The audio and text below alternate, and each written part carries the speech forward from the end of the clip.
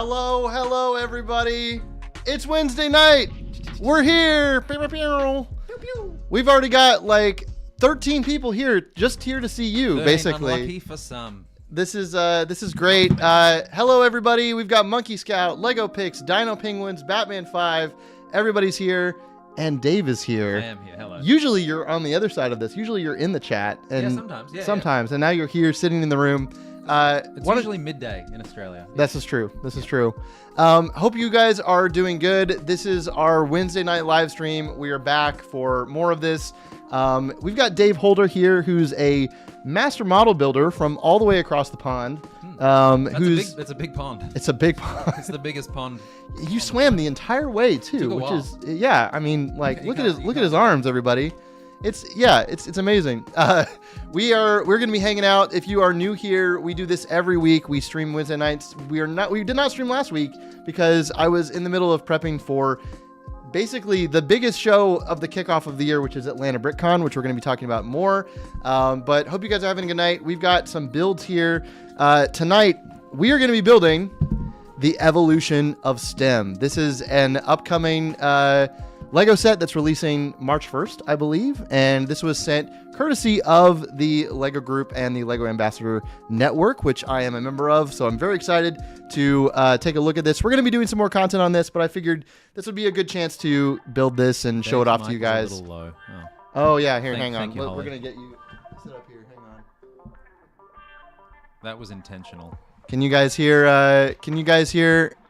How's the music? Adam almost got away with completely muting me. I think that was his goal. Girl Brickslot is here with a question for Dave Holder. Does it hurt stepping on Lego? Well, funnily enough, we're gonna do it today. We're gonna do a little polka dance on the. We could like spread out Lego on the table and just have you do like a brick walk. You know? Have you seen these when people do these? No, I think the answer she was looking for is it surprisingly hurts a lot less when you have a bigger surface area to work on. If you build a bigger brick, so if you build big bricks out of smaller Lego bricks, it's gonna hurt a lot less. There you go. You heard it here first. But yeah, we've got the Evolution of STEM set here. Put Dave in the Batmobile. Which Batmobile? I have a photo of me in a Batmobile. I mean, I feel like you would have built a life-size Batmobile at some point. I feel like that's, something that, you would have done, considering the stuff that you've built. This room feels familiar now, said Chatterblocks, because he was here. We've got Land Loot. Yes, so this is, if you guys didn't know, I just became a member of LAN recently. This is the first set that I've actually received from LAN, so it's very, very exciting. Very exciting. Congratulations. Thank you. Yeah, it's great to have it. And what a set it is. Yes, what a set it is. We'll see. We've got I've got all my bags. I'm gonna go ahead and crack into this. What are you gonna be building here? Let's look at what. Nothing. I'm just gonna be judging you the whole time. Just sitting. Yeah, just sitting. Just sitting. The table. I'm just gonna. What is it? Raw dogging is the term. Raw dogging the stream. Yeah. You know what? I'm just gonna sit here and stare at the camera for the next 2 hours. I feel like that we should do a stream. Oh, there it is. This should have been the thumbnail. Was just you making this face. No, I went to Target and bought some stuff. Okay. All right. What did you buy? Here, we'll hold it up here. Had to be on theme. I bought where's Here, we'll do the we got to do this. We got to do I got to do the I got to change my hello. Look at the slow fade. Here we go. Here's what Dave is going to be building. Yeah, some Mario Kart Lego. Mario Kart Lego. And here's another one I prepared earlier. Very nice. And these just came out in January as well. I have yet to build these, but I'm really excited to see what these look like. They got the baby Luigi, baby Mario. Aussie guy looks shifty. You don't know the half of it, Mr. Brick Block. Do you build better with the great accent? Is what Batman 5. How does your accent affect your building skills? Does it make you better? Are you better than all of us because you have a sexy accent? If anything, it's probably going to make the people around me build worse. It's distracting. It's distracting. Nasally. Oh no. Let's go ahead, just get the shrimp on the Barbie out of the way. Like, get the shrimp on the Barbie. Well, put another shrimp on the Barbie. But I'm from not the state of South Australia, but southern Australia. So our accent is a little bit more English, I think. Like people say it's a bit more posh. It's not that Ocker Aussie that you might be used to in of pop culture and media, mate. That's your far north. But you can still get into it. That's your far north Queensland that you got up there, mate. I love it. Your shrimp on the Barbie. For those who don't know Dave Holder, if you don't know about this guy, you gotta like give him a follow. He's been in the Lego community for ages. Tell us a little bit about yourself. For those who don't know, who might just be tuning in, who are you? What are you doing here? I ask myself that every day. Well, funnily enough, today is actually the 7-year anniversary of me winning a competition called Brick Factor, which is to become a master builder at Legoland. So that was kind of my real, what's Aubrey saying? Baby needs milk. Okay. That was my main introduction into Lego. So I'd been a Lego, I guess, more of a Lego casual fan for most of my life, but Legoland brand was coming to Australia and they needed a master builder to kind of take on all the building duties at the Legoland. And I thought that was a good opportunity to, put my skills to the test, I guess. And funnily enough, won that competition, which landed me a job working as a master builder for Legoland in Melbourne.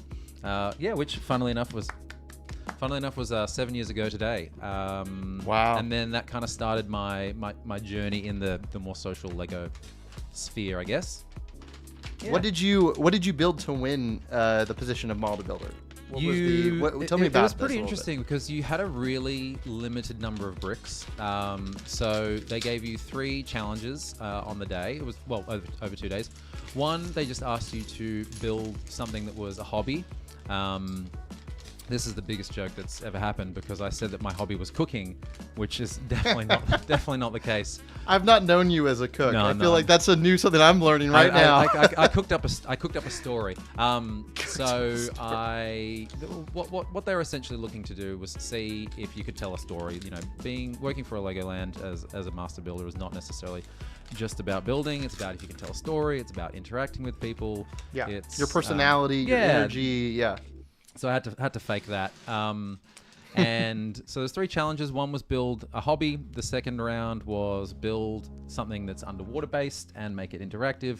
And the third one was build something that represents you.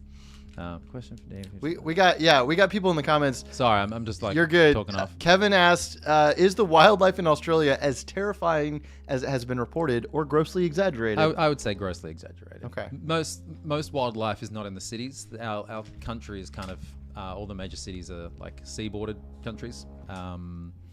So not countries, sea-bordered cities. So it's fine. It's no different to the States. I would say there's more things in the States that can kill you. The things in Australia are just smaller.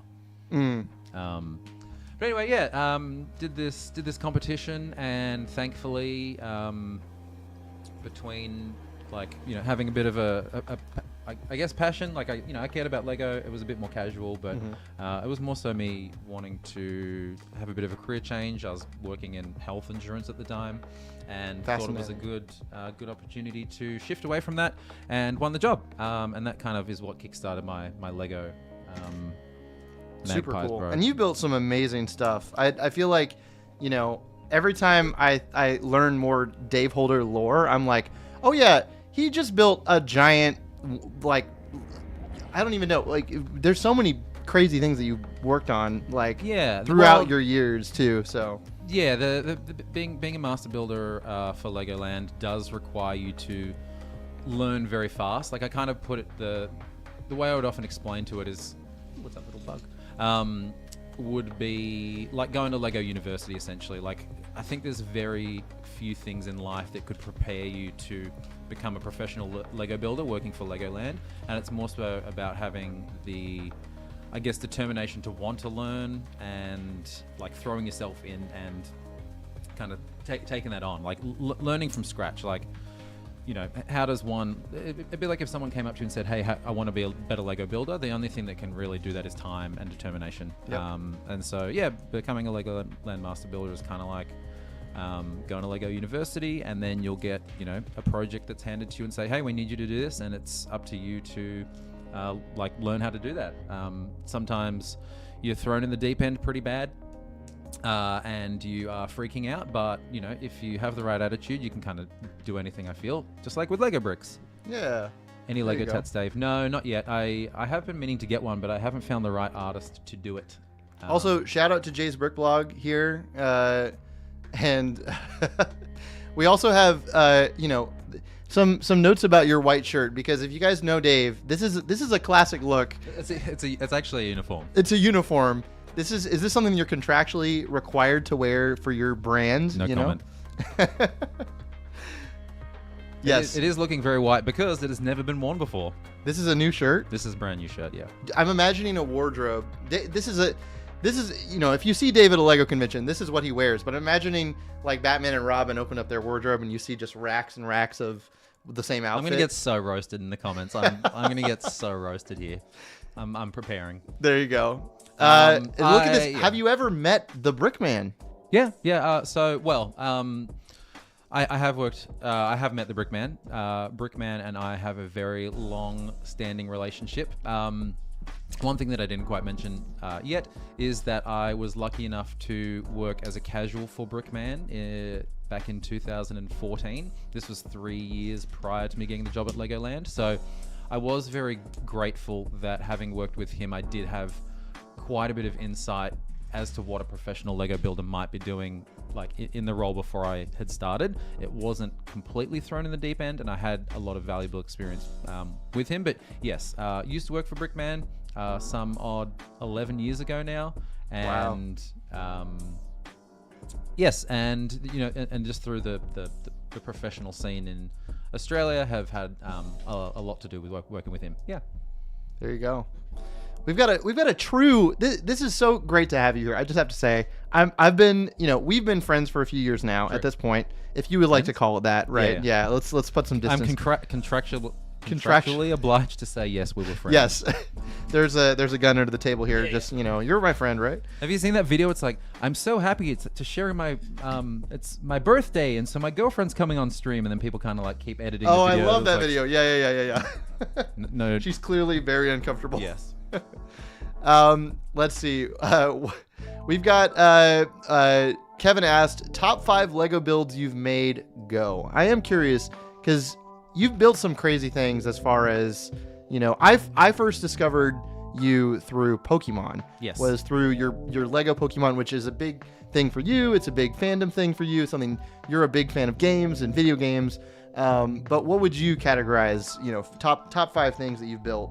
Either as a master builder or on your own. I've been very, very fortunate to have been professionally working in Lego for now 7 years. So I have built a lot of things that I probably could never really have dreamed of. It kind of become like Lego to me is essentially art, which I'm sure a lot of other people would agree with.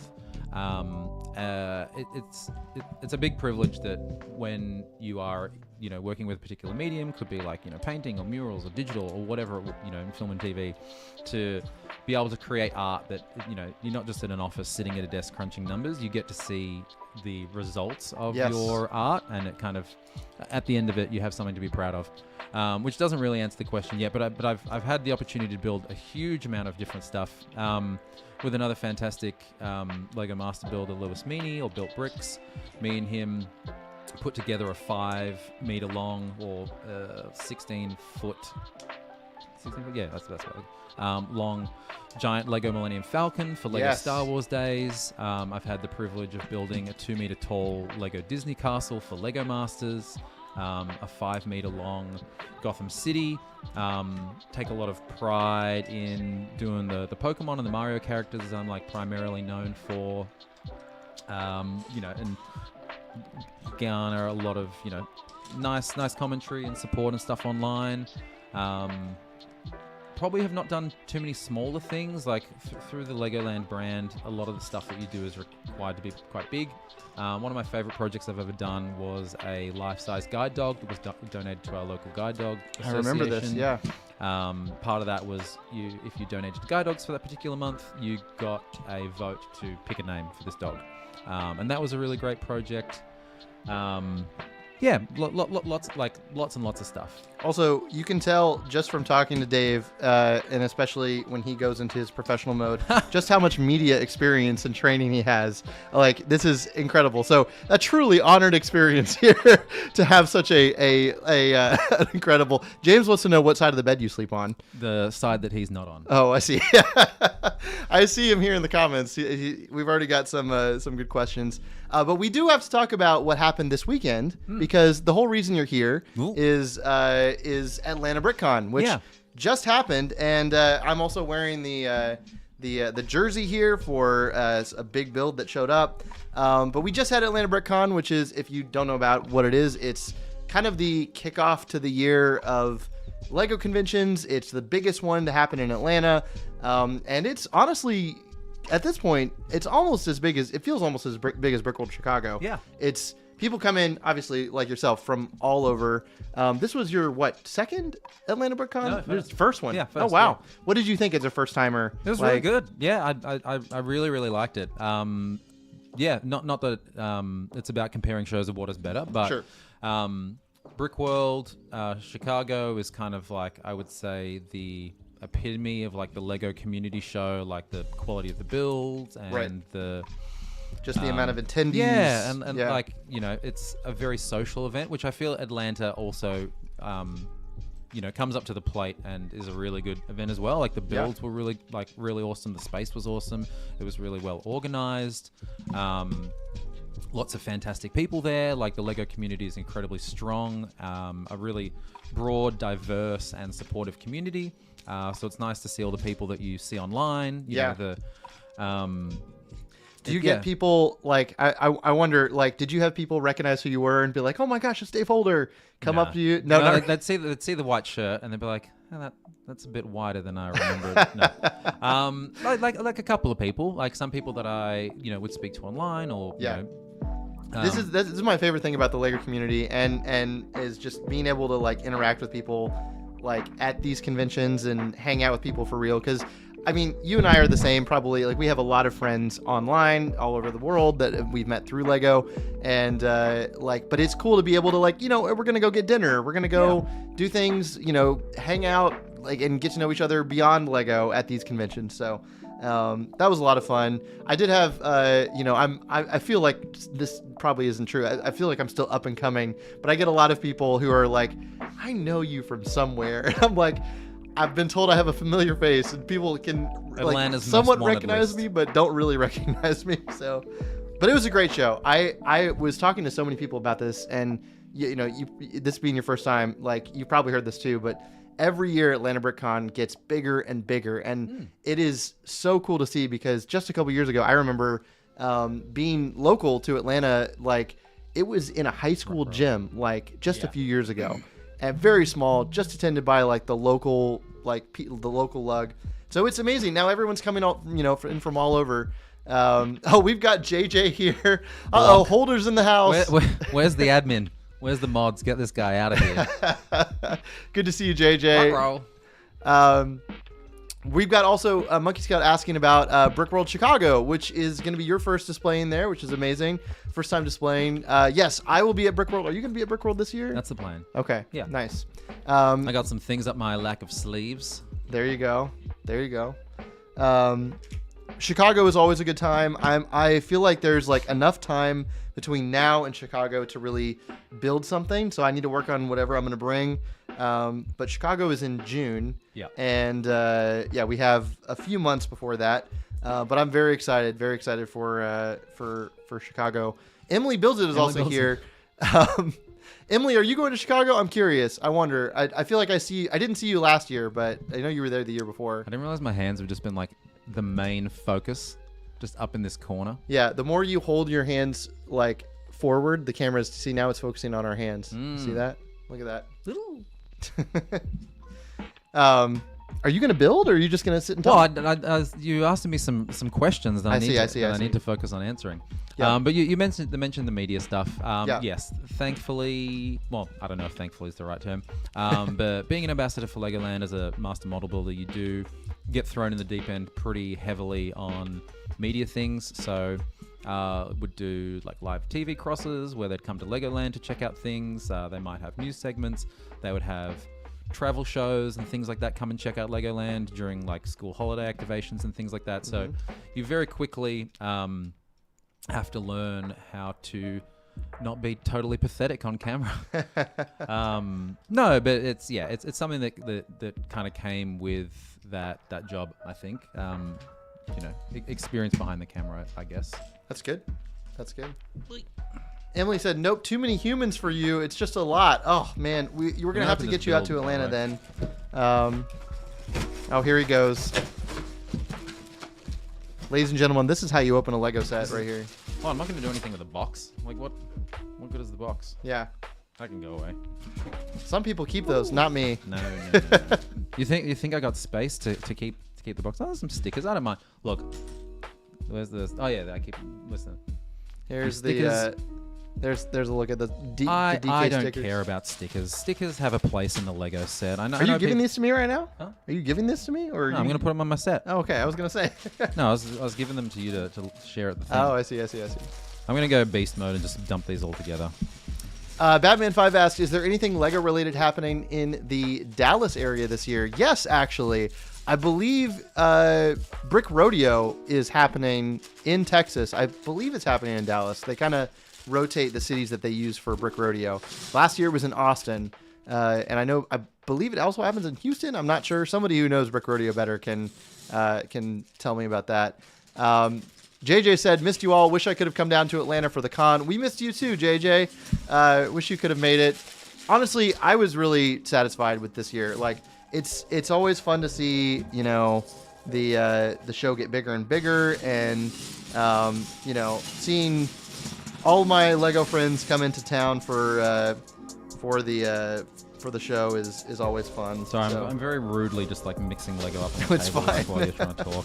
Just trying to have a nice discussion. If you're just joining us, I'm working on the Evolution of STEM set, which was very graciously provided by the Lego Ambassador Network. This is my first Ambassador set. I'm going to be doing more content on it later on.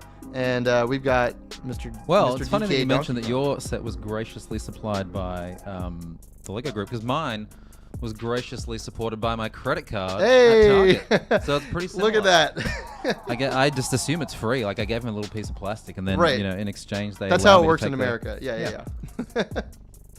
Now, I must say, it's a nice change that the Lego Super Mario has gone to having paper instructions. I don't know for those who care about Lego Mario, which seems to be almost nobody. They first originally wanted it to be like a very app-centric system, which kind of killed a lot of the momentum for the brand, I think.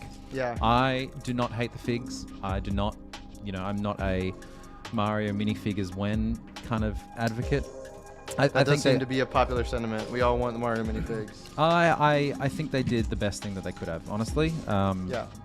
Sure, in a different universe, Mario minifigs could have been interesting, but I think what they've done, to me, is the better option. Like, I think the interactivity thing, probably they could have lost at the start, but make a Mario fig. Look at these wheels, too. These wheels are new. That's really interesting. They're like smooth wheels. Do you guys ever build Lego Minecraft? Do you guys ever build Lego Minecraft? Lego Minecraft? I would say that because Minecraft is usually a more like preteen, like child-centric thing, and the like Lego Minecraft builds are often kind of simple. I've never built anything at like minifig scale Lego Minecraft. I've built some very large Lego Minecraft things, a life-size Lego Steve, and some life-size weapons and whatnot, but in terms of dioramas, it's not something that I've touched. I know there are a few like passionate adult builders who enjoy Lego Minecraft, but I think generally it is not a very AFOL, like an older Lego demographic. So same with like the Lego Mario stuff. You don't see too many Mario displays. I guess is seen as a bit like kiddie. It's not a mature video game. It's not a mature property. There's a lot of diehard fans, but yeah, I will say, don't see a lot. I am as a non-Minecraft builder myself. I am very excited for the wave coming up with the movie, because we're getting Lego Jack Black as a minifigure, which I'm very excited about. I'm a big Jack Black fan. So I have to say, Emily left a very nice comment. I will say that Dave gave me the confidence to build things I never thought I could. Still can't, but work in progress. Very kind to take time to teach me a few tips. Y'all are wonderful. Have fun. Wow. Thank you, Emily. And thank you, Dave. Look at this. I didn't even know. Yeah. Let's see. At least they did. JJ said, at least they did Zelda figs. I can deal with no Mario figs. Zelda figs make sense. Yeah. Because he like, pardon me. I just think about all the characters in the Mario universe and the scale, for example. Like if you've got, let's just I don't know who this guy is. George Washington Carver. Thank you. Yes. If this was Mario, then you've got a Goomba that is the size of, you know, a 1x1 stud, essentially. And I think what they did with the scale, similar to what they've kind of done with the Sonic stuff, Sonic works, but to keep, like, most of those Sonic enemies are bigger. I don't know. There's a lot of sides on, you know, there's an argument on both sides of the fence. I personally, you know, I think the rollout of not having instructions with the first wave is what did a lot of damage to the Lego Mario stuff, the reliance on the app. I think it would have been nice, similar to Hidden Side. I think when they rely too much on an app, it is going to disconnect people from the product. Yeah. Because a lot of people want to just grab a Lego set. They don't want to have to update an iPad app or some software. They just want to build. They just want to build. Exactly. And I think that kind of killed it. There's definitely been a very clear change in marketing direction, I think, and the product direction, packaging direction for the Mario characters. I guess that, you know, I kind of wish that the Mario characters had been brick built as opposed to the little LED display stuff and that kind of like goofy look they've got. But, you know, you don't know unless you try. And the thing is, they tried and they took a gamble. Some would say it paid off. Some would say Let me ask you this. As a fellow Nintendo fanboy, what would be your dream Lego Nintendo set? What would you, if you could wish any Lego Nintendo, or let's say video game, because you're a fan of classic games, retro games too. What would you say? Hey, I need a Lego X or Y. What would you say?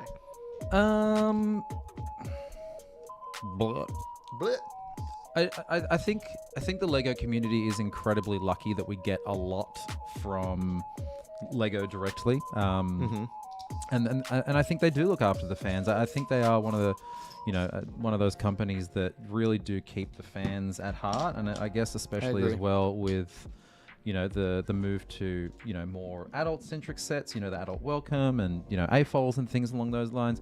I think we've been spoiled. Like, you know, we've had things like Portal, we've had things like Horizon, we've got now Zelda, we've had Mario, Animal Crossing, Donkey Kong, Animal Crossing. There's not too many things outside of like big adult franchises, you know, like Souls and Diablo and, you know, StarCraft, Warcraft, things like that I would, you know, that I'm begging for. Because the thing about Lego is that if Lego hasn't done it themselves, you can do it yourself. That's true. You can, you know, with the introduction of like the D&D sets, for example, you can, you know, create fantasy worlds. You can, hello there, Governor. Oh, I haven't looked at the comments for a while. Do master builders have a secret dungeon where they go so they can play Smash Bros? This guy's got a secret. Where's my thumb? Yeah. We did play some Smash Bros this weekend and had a good time.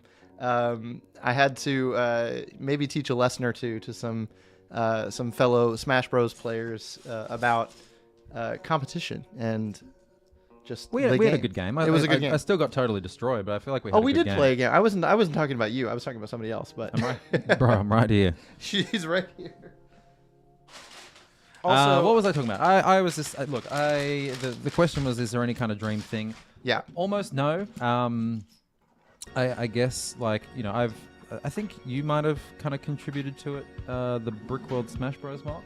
Like, Like, I've just seen such amazing things that, you know, if Lego doesn't create it themselves, someone else will. And I think the community is really spoilt by the way that there's so many, like, talented people within the community that can that I mean, just look at ideas. Like, I mean, the amount of stuff that we've gotten through Lego Ideas. Like, this is a Lego Ideas. This is a Lego Idea set. Yeah, this is Lego Ideas, like, number 63, I think it is. Like, we really have been spoiled.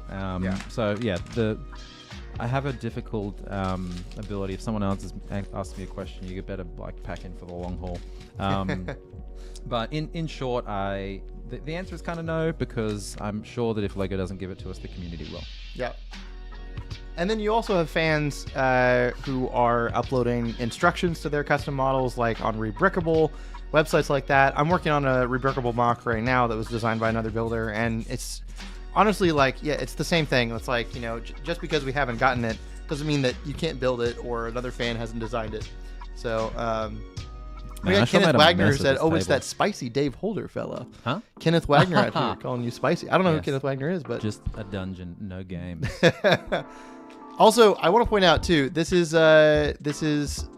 one of a few sets I've seen, but it has the paper bags, and these are really interesting. I've seen a few people like open these, and like you can actually keep them open, and they stand up on their own, which is really interesting. Like a chip packet. I'll try it on one of the next bigger bags I do, but yeah, paper bags. I know that still kind of not every set has paper bags, but we're kind of working our way towards that. So I feel like I slightly bit off more than I can chew by tipping all these pieces together. You just took all the pieces. We should hang on. We should show this a little bit. Look at what Dave has done on the table here. This is the entire set on the table, right? Yeah. Yeah, this is all. Oh, I man. just dumped it all together. This is. You need to start knolling. You need to start knolling. No, that's not my style. My style is just chaos. Have you seen the guy that took the UCS Millennium Falcon and rolled it? No, he poured out every single bag of the UCS Falcon in one pile and tried to build it from that. And makes sense. No, it doesn't. I'd do that. That's fine. Oh, that's so much work. It's so much work. This is a smaller set. I can imagine doing it with this. Is a small set. No, this Donkey Kong set has the same pieces as probably the same quantity of pieces as whatever. Adam's headphones are in backwards. James, you're like gaslighting me into thinking. Hang on. No, they're not. He's trying to get a reaction out of me. And I will show off. So just while we're on the stream, I will show off the Neo Atlanta jersey. We just had our giant collab as a part of the Atlanta BrickCon show. If you were there, you saw it. You might have seen it online as well. People like Beyond the Brick did an awesome like walk around of it. But it is the successor or a spin-off of New Hashima. It is the sister? The sister city, I guess. It's a new district of the New Hashima world. And so it was a great time. I liked it a lot. What's that? I liked it a lot. It was honestly the biggest thing at the show. It was really cool to see. We had over 40 builders. I know there were over 40 people who were contributing to it.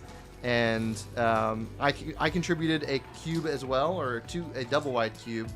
So I'll be making a post about that at some point when I can find some time.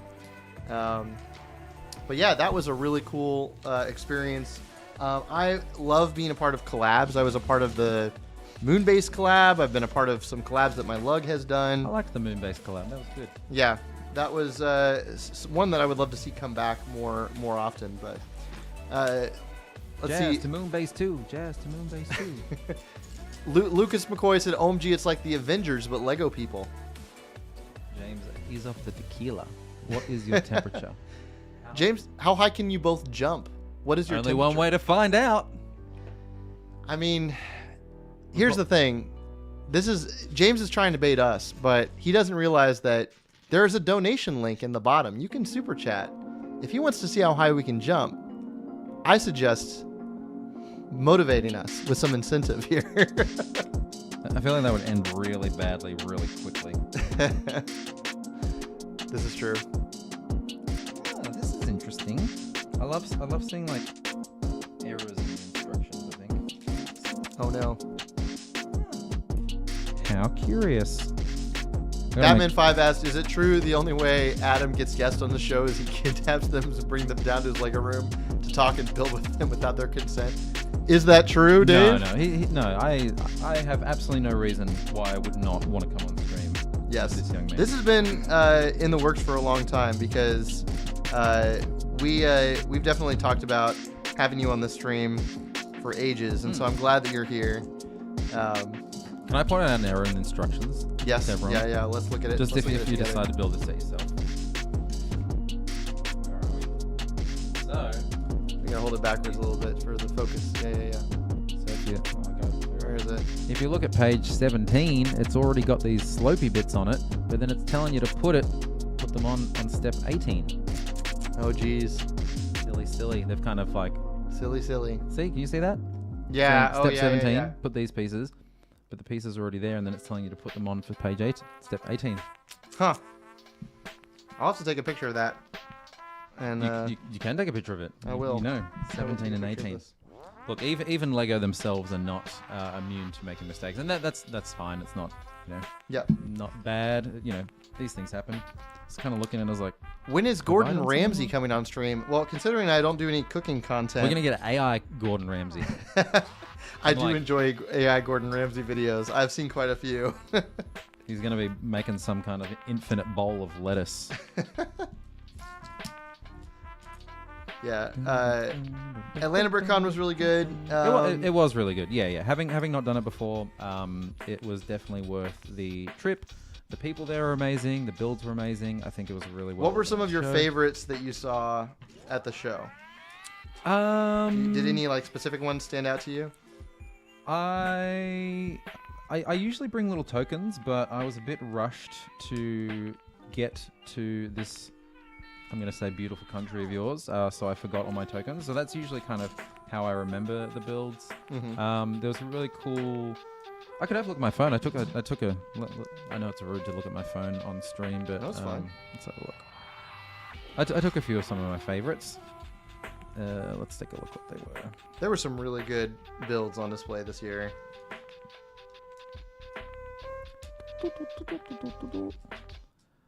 As he says. There was a really cool M-Tron roller coaster that I thought was really, really cool. Did you see that one? Mm-hmm. The He's Eagle. In Peachlug. That's Andrew Romaine.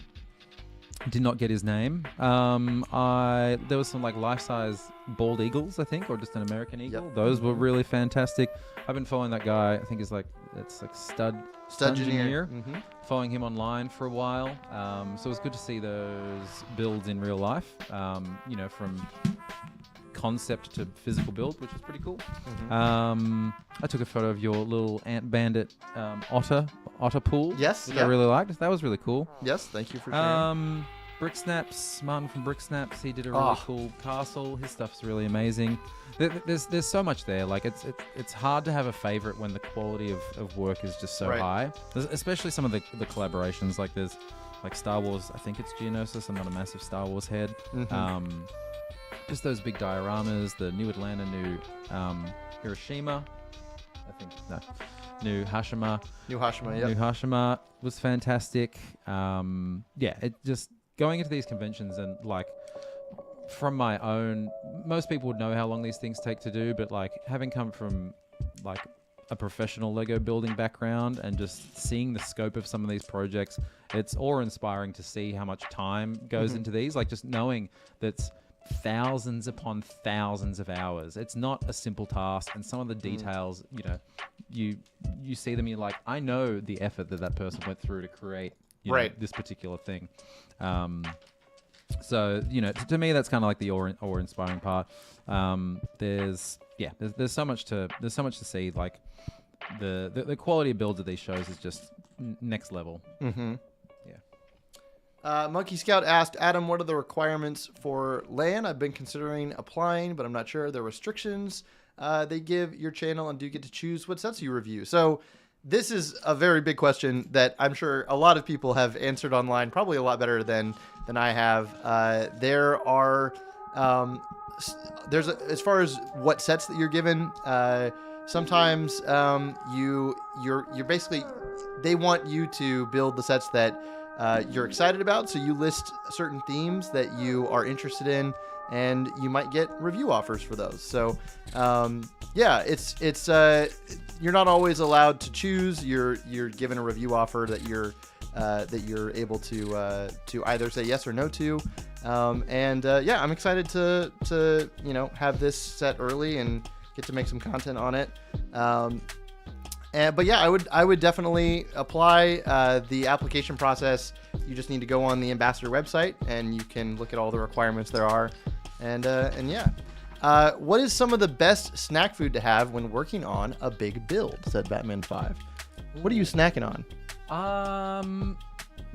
I know this sounds really corny, but just healthy stuff, really. Healthy stuff? You don't want to get Cheeto dust all over your build. That is true. There's nothing less attractive than a Lego build that is covered in grimy Cheeto dust. Okay, I see that. Yeah. I get that. But look, I would say whatever snack makes you happy, whatever snack makes you feel fulfilled. You know, life's too short to be unhappy. So what are some of your favorite American snacks? And you've been to America a few times. I have. You've been around. This is my 4th time that I've come to America for a Lego show, which is a bit obsessive, I would maybe think. Just move here already. I mean, come on. Yes. My favorite snacks. I like the soft drinks. I'm a bit of a fizzy drink head, but I do try and. This is not a sponsored post, but I do try and have more, mineral water. Got the Topo Chico. Yeah, carbonated mineral water is kind of my go-to, and then kind of treat myself to some kind of grotesquely flavored soft drink from time to time. I love Dr. Pepper. Have you been to the Coca-Cola Museum here in Atlanta yet? No, I haven't. I'm aware of it. You should check it out. So it has if you're interested in this kind of thing, the Coca-Cola Museum is here in Atlanta. It's right next to the Georgia Aquarium. Have you done that yet? I don't know if you've done that. Okay. So that I really liked. Right next whale sharks. Whale sharks. Yes. I feel like I've talked about the Georgia Aquarium so much on this stream and at the show. I was telling everybody who was in town. All of your builds of the Georgia Aquarium. All of my builds. Everyone go to the Georgia Aquarium if you can. It's incredible. I would agree. I found it really, really cool. One of 2 places in the world where you can see whale sharks. The other's in Japan, so it's incredible. But right across from Georgia Aquarium is the Coca-Cola Museum, where you can go and they have the whole story of Coca-Cola. But the best part is at the very end, where they have stations of basically all kinds of Coke products from all over the world. So you can try, like, what does Coke taste like from Vietnam or from Cuba? Or like, what about Sprite from Thailand? And it's like all these different flavors of all the different Coke products. It's really cool. They give you little cups and you can go around and just... I want to do that with like tequila or something like that. Yeah. Just like have a free reign to, try all the different drinks. But no, I've not been. But in terms of American snacks, yeah, Australia and America are similar in a lot of ways, but also very different in a lot of ways. So the snack choices are quite different. Our government and stuff like that, some people call it like nanny state and controlling, but they... Oh, that's right. There are restrictions, right, on soda. Yeah. Yeah, there's restrictions on soda. They have like a bit of a soda tax. For some things, and the unhealthy diet is not as promoted. Like I think it might be in the States now, maybe.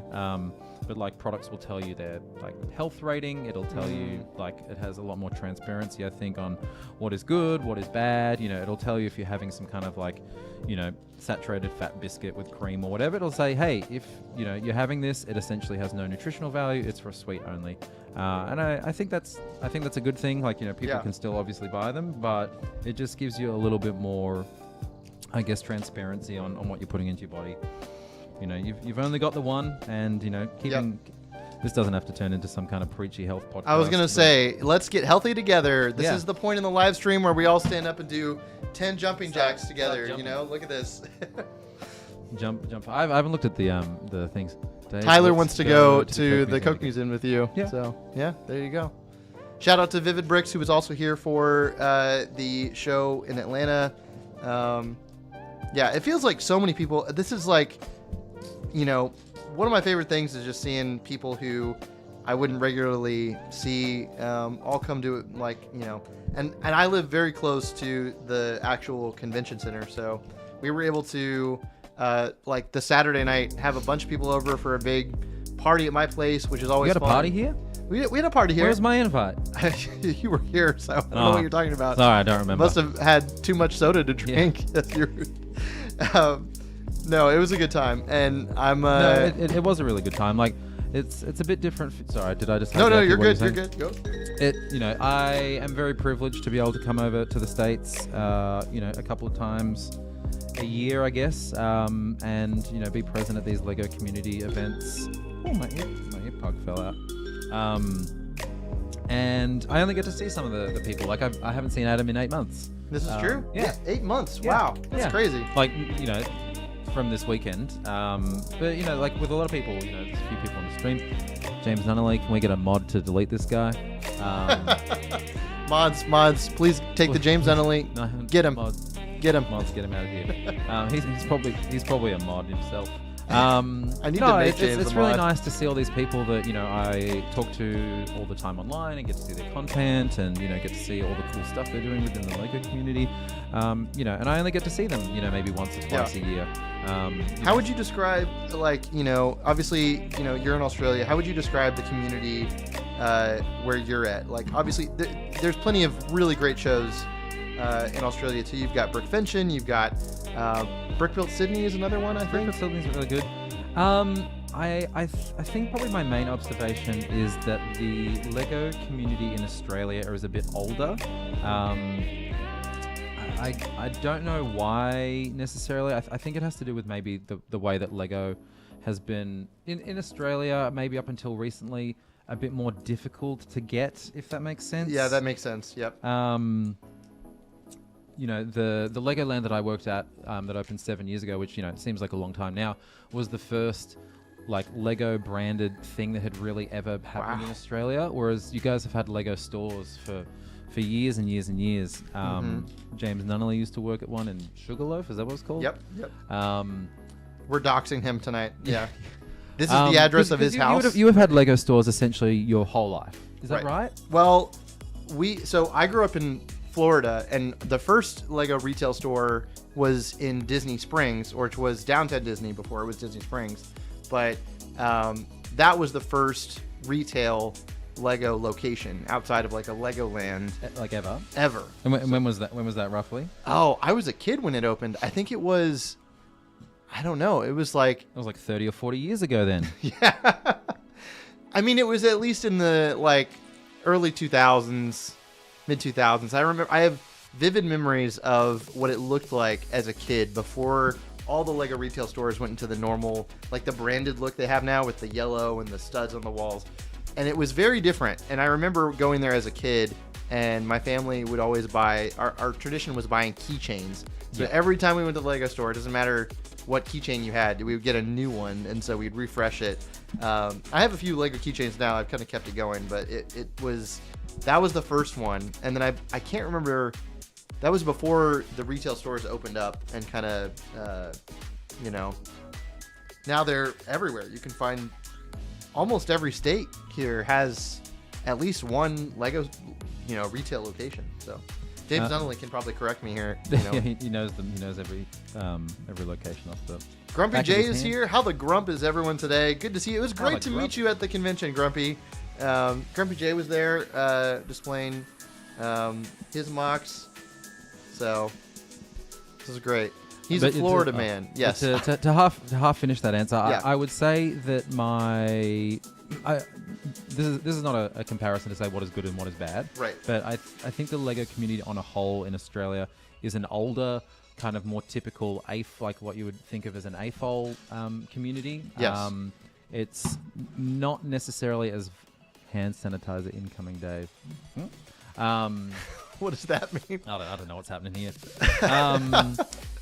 Yeah, whereas they're the social aspect here in the States is totally different. Our Lego shows finish at 5 o'clock, or most of them do. Really? And that's kind of it for the night.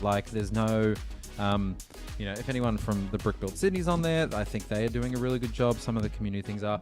But each state, Australia has, 7 states and a territory or something maybe, and each state might only hold one big show a year, and it's nothing even remotely compares to the scale of these American shows. So wow, they're much smaller. Kind of what you're saying that Atlanta BrickCon started in a community hall or whatever it was. Yeah, that was pretty much, most Australian shows still do that.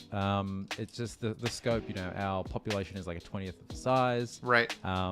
Lego's always been harder to get, so it kind of was more of a privileged thing for older people. That makes sense.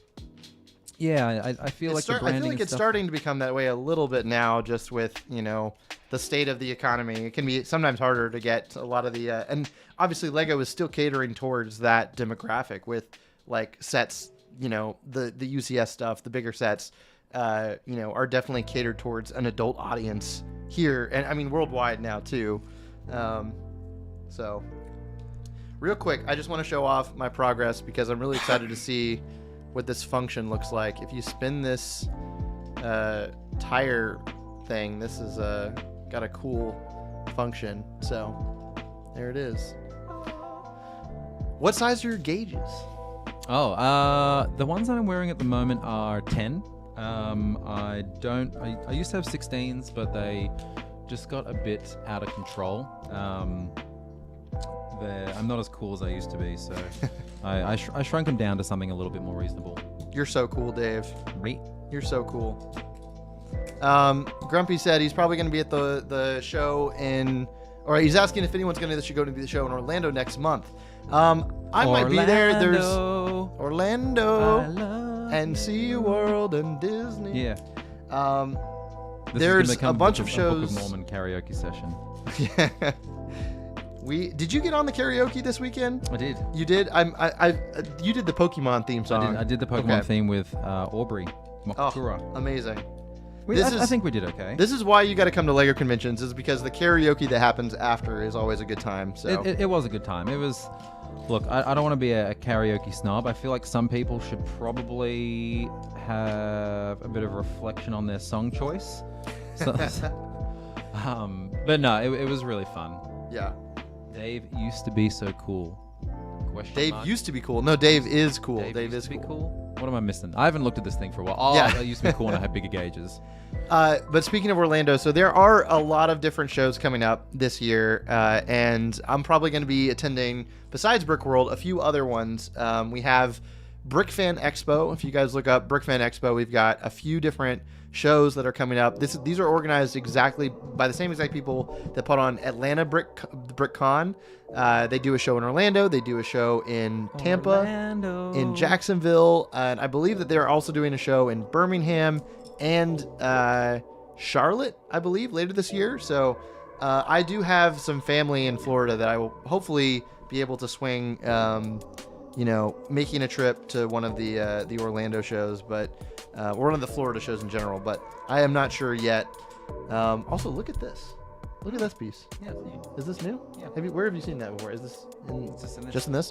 There's this is an interesting, let me see if I can zoom in. This is a 2x6 curve piece. That's pretty interesting. It's kind of like a skateboard ramp. Interesting. I think Richard at the Rambling Brick just did a bit of a profile on it. And nice. Tips and Bricks, I think they usually do profiles on new pieces. Yes, I love Tips and Bricks. Hey, which Aubrey is that? I can't tell which Aubrey is which Aubrey. Oh, this is Moktura Aubrey. This is. I was just saying, Aubrey, that how you killed it with Pokemon karaoke. She did. We literally just said that. We manifested her into this stream. So good to see you, Aubrey. Her ears were burning. She's like, someone's talking. Dave still is cool. He used to be, but he is cool again. Thank you, JJ. Is that JJ? Yeah, Lego Dogs. Yep. Over the Moon asked, "Hey Adam, random question. Have you ever tried claymation?" I have. I don't know if it's for me. I would like to try it again, though. I mean, I feel like when I got into stop motion and doing animation, Lego was really kind of my gateway to doing stop motion in general. And gateway drag.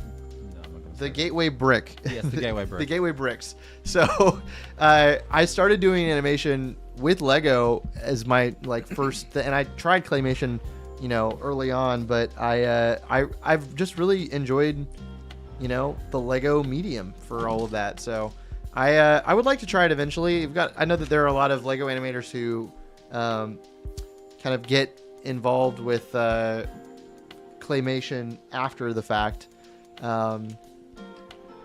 We got Lego Donkey Kong tie before we got GTA 6. Oh yeah. I want to see a mock that uses a bunch of those. Donkey Kong ties. Donkey Kong ties. That would be interesting. Pink Wheel said, "Are we arguing over metric versus crap Imperial?" Not yet. That's coming later in this stream. What is talking about that? Imperial is crazy to me. It's like you guys and Myanmar are the only two countries in the world. Yep. This would be Imperial. on the perfect topic for this stream with the STEM set. That's STEM related, right? Yeah, I guess so. Sort of. Well, Donkey Kong's finished. That wasn't too painful. Hey, there he is. Hey, there we go. DK Donkey Kong. You gotta like pull him back so he's in focus. You know him well. He's finally here to kick some tail. His coconut gun can fire. Oh wait, let me see the banana. In spurts. If he shoots you, it's gonna hurt. He's meaner, He's faster, bigger and stronger too. He's the first member of the DK crew. DK. This is not smart. We can get sued now. No, that's fine. That's a cool banana piece, though. That is a cool banana. Yeah. Mario Kart. There it is. I gotta get a better lens that autofocuses. Yeah. That was fun. I am always, whenever I think about the DK rap, I think about Lanky Kong and how Lanky Kong got the short end of the stick. Well, he was a new character. Like, you know, Dixie Kong. No, Tiny Kong was kind of like a spiritual sister for Dixie Kong, but Lanky Kong was kind of like, you know, and Chunky Kong was kind of a bit like Funky Kong a little bit, I would say. Right. But Lanky kind of came a bit out of nowhere, so I don't think people really knew what to deal with. And this was 1999. Like this was a different time. This was before the internet. We didn't know what to think. We couldn't. Well, lucky there was no internet. You know, we couldn't hate about him online. Maybe. Where's the love for Lanky Kong out there? I feel like Funky Kong just took the entire spotlight. For more Lanky right? Kong content. We need more Lanky Kong love out there. True. Shout out Lanky Kong. Gone too soon. Well, he's not dead, but he might be. We haven't heard from Lanky Kong in a few years, guys. Brick Slopes is really nice. Yes, I would love to go to Brick Slopes. I have not been to Brick Slopes, but would love to check it out. I have know a lot of people who have been and had nothing but good things to say about it.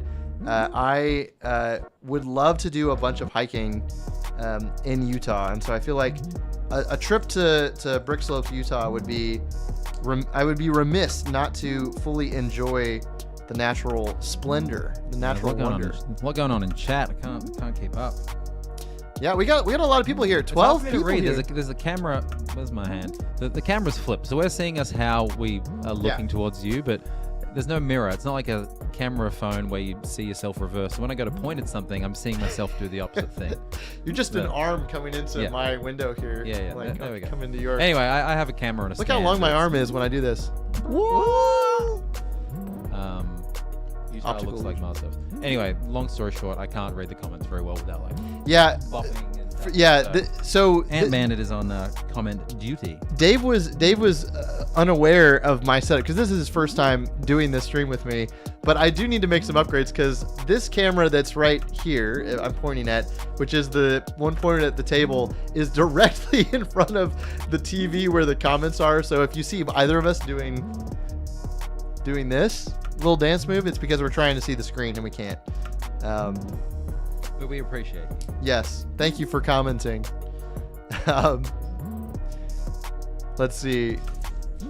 1999 had the internet, but when my dad picked up the phone, I'd get disconnected. Oh, yeah. Yep. Well, that was life back then. Well, yeah. No, well, we had the internet, but not the internet that we know today. Yep. I would love to go to Utah, though. That is definitely something I would love to do. And you can hang out with Utah Aubrey. I could hang out with Utah Aubrey. That's how I address her every time I say hello to her. Hello, Utah Aubrey. Yeah. There's Orb the Builder and then Utah Aubrey. They used to go by Light Aubrey and Dark Aubrey. That was how we used to, Who I don't know who's the difference. It's up to you to. It's up to you to make that distinction. I don't think I want to answer that question. Yeah. He's the first member. Oh, okay. I'm gonna stop singing. Southern Utah, that is Mars. Yes. So who we still got in this little conversation going here? We've got all our friends are here. Viewers. All our friends are here. Aubrey, look at the office. You were up here in the mountains. There were so many trees up here. Oh, Southern Utah as well. Okay, cool. How's the audio? Can you guys hear the music? How long have we been streaming for? Oh, I've been streaming for an hour. We've already been going for an hour. And I haven't even started barely even touched this Donkey Kong stuff. We've got the book here. You never approved light or brewed. We never approved that. Oh, we got our first donation of the night from Tyler Vivid Bricks. Have you been to beach that makes you old? Is this a M. Night Shyamalan reference? I feel like that's an M. Night Shyamalan reference. I've been to the beach and I have felt old at the beach. I haven't been to the beach from the movie Old. Thank you for the donation, Tyler. That's very nice of you. Does it say how much you donated? Yes, we got a whole total of $4.99. Oh, that's pretty good. Yeah. Oh, that's which is funny because if you guys hourly rate, I think. No. That's too low. If you guys come back next week, Tyler, aka Vivid Bricks, will be our guest next week. So come back and see Tyler if you're already tired of this guest here. So I'm just kidding. If this isn't floating your boat, you can leave and come back next week. No offense taken. The beach that makes you old is, said Tyler. Are you how far do you live from the beach in Australia? Do you live close to the beach? Yeah, Are you a fan of the beach? I'm in Melbourne. Melbourne is not necessarily known for its beaches. So Melbourne is without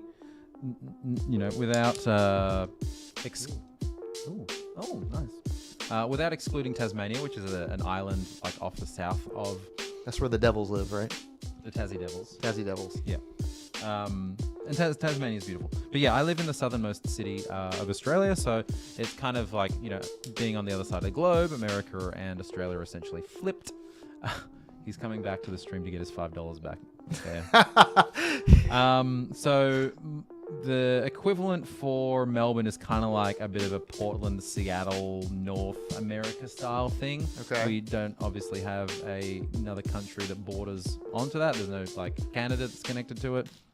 But all Australian cities, all main Australian cities are very close to the water. So nice. It would take me 20 minutes to get to the beach. Oh, nice. Do you spend a lot of time on the beach? Not a huge amount of time because Melbourne is not known as a beach city. Sydney and the Gold Coast definitely are. Adelaide not so much because that's kind of in the bite, in the cutout of the bottom of Australia. The bite. I've never heard it called the bite. Great Australian Bight is the bottom of Australia. Kind of has the big kind of circle cut out of it. Is what that is called. This is a convoluted answer. The beach is close. Melbourne is not known for having the best beaches. It still does have some very lovely beaches. However, it is not how Australia is known. For most foreigners, when they think of Australia, they're thinking of Queensland and the strip of lovely beaches and things like that. Whereas Melbourne is a bit different. We have some comments that are very similar, but JJ wants to know how many spiders the size of your head are in your apartment complex. Not many at the moment. There was, though. There was. That's when I was in. So I used to live in Sydney for about 6 months of the year working on Lego Masters. And Sydney is a more wettish climate, and so more spiders. Wettish. Mm-hmm. And if you're near a park, you'll have a lot of spiders. So Sydney has a lot more huntsmans.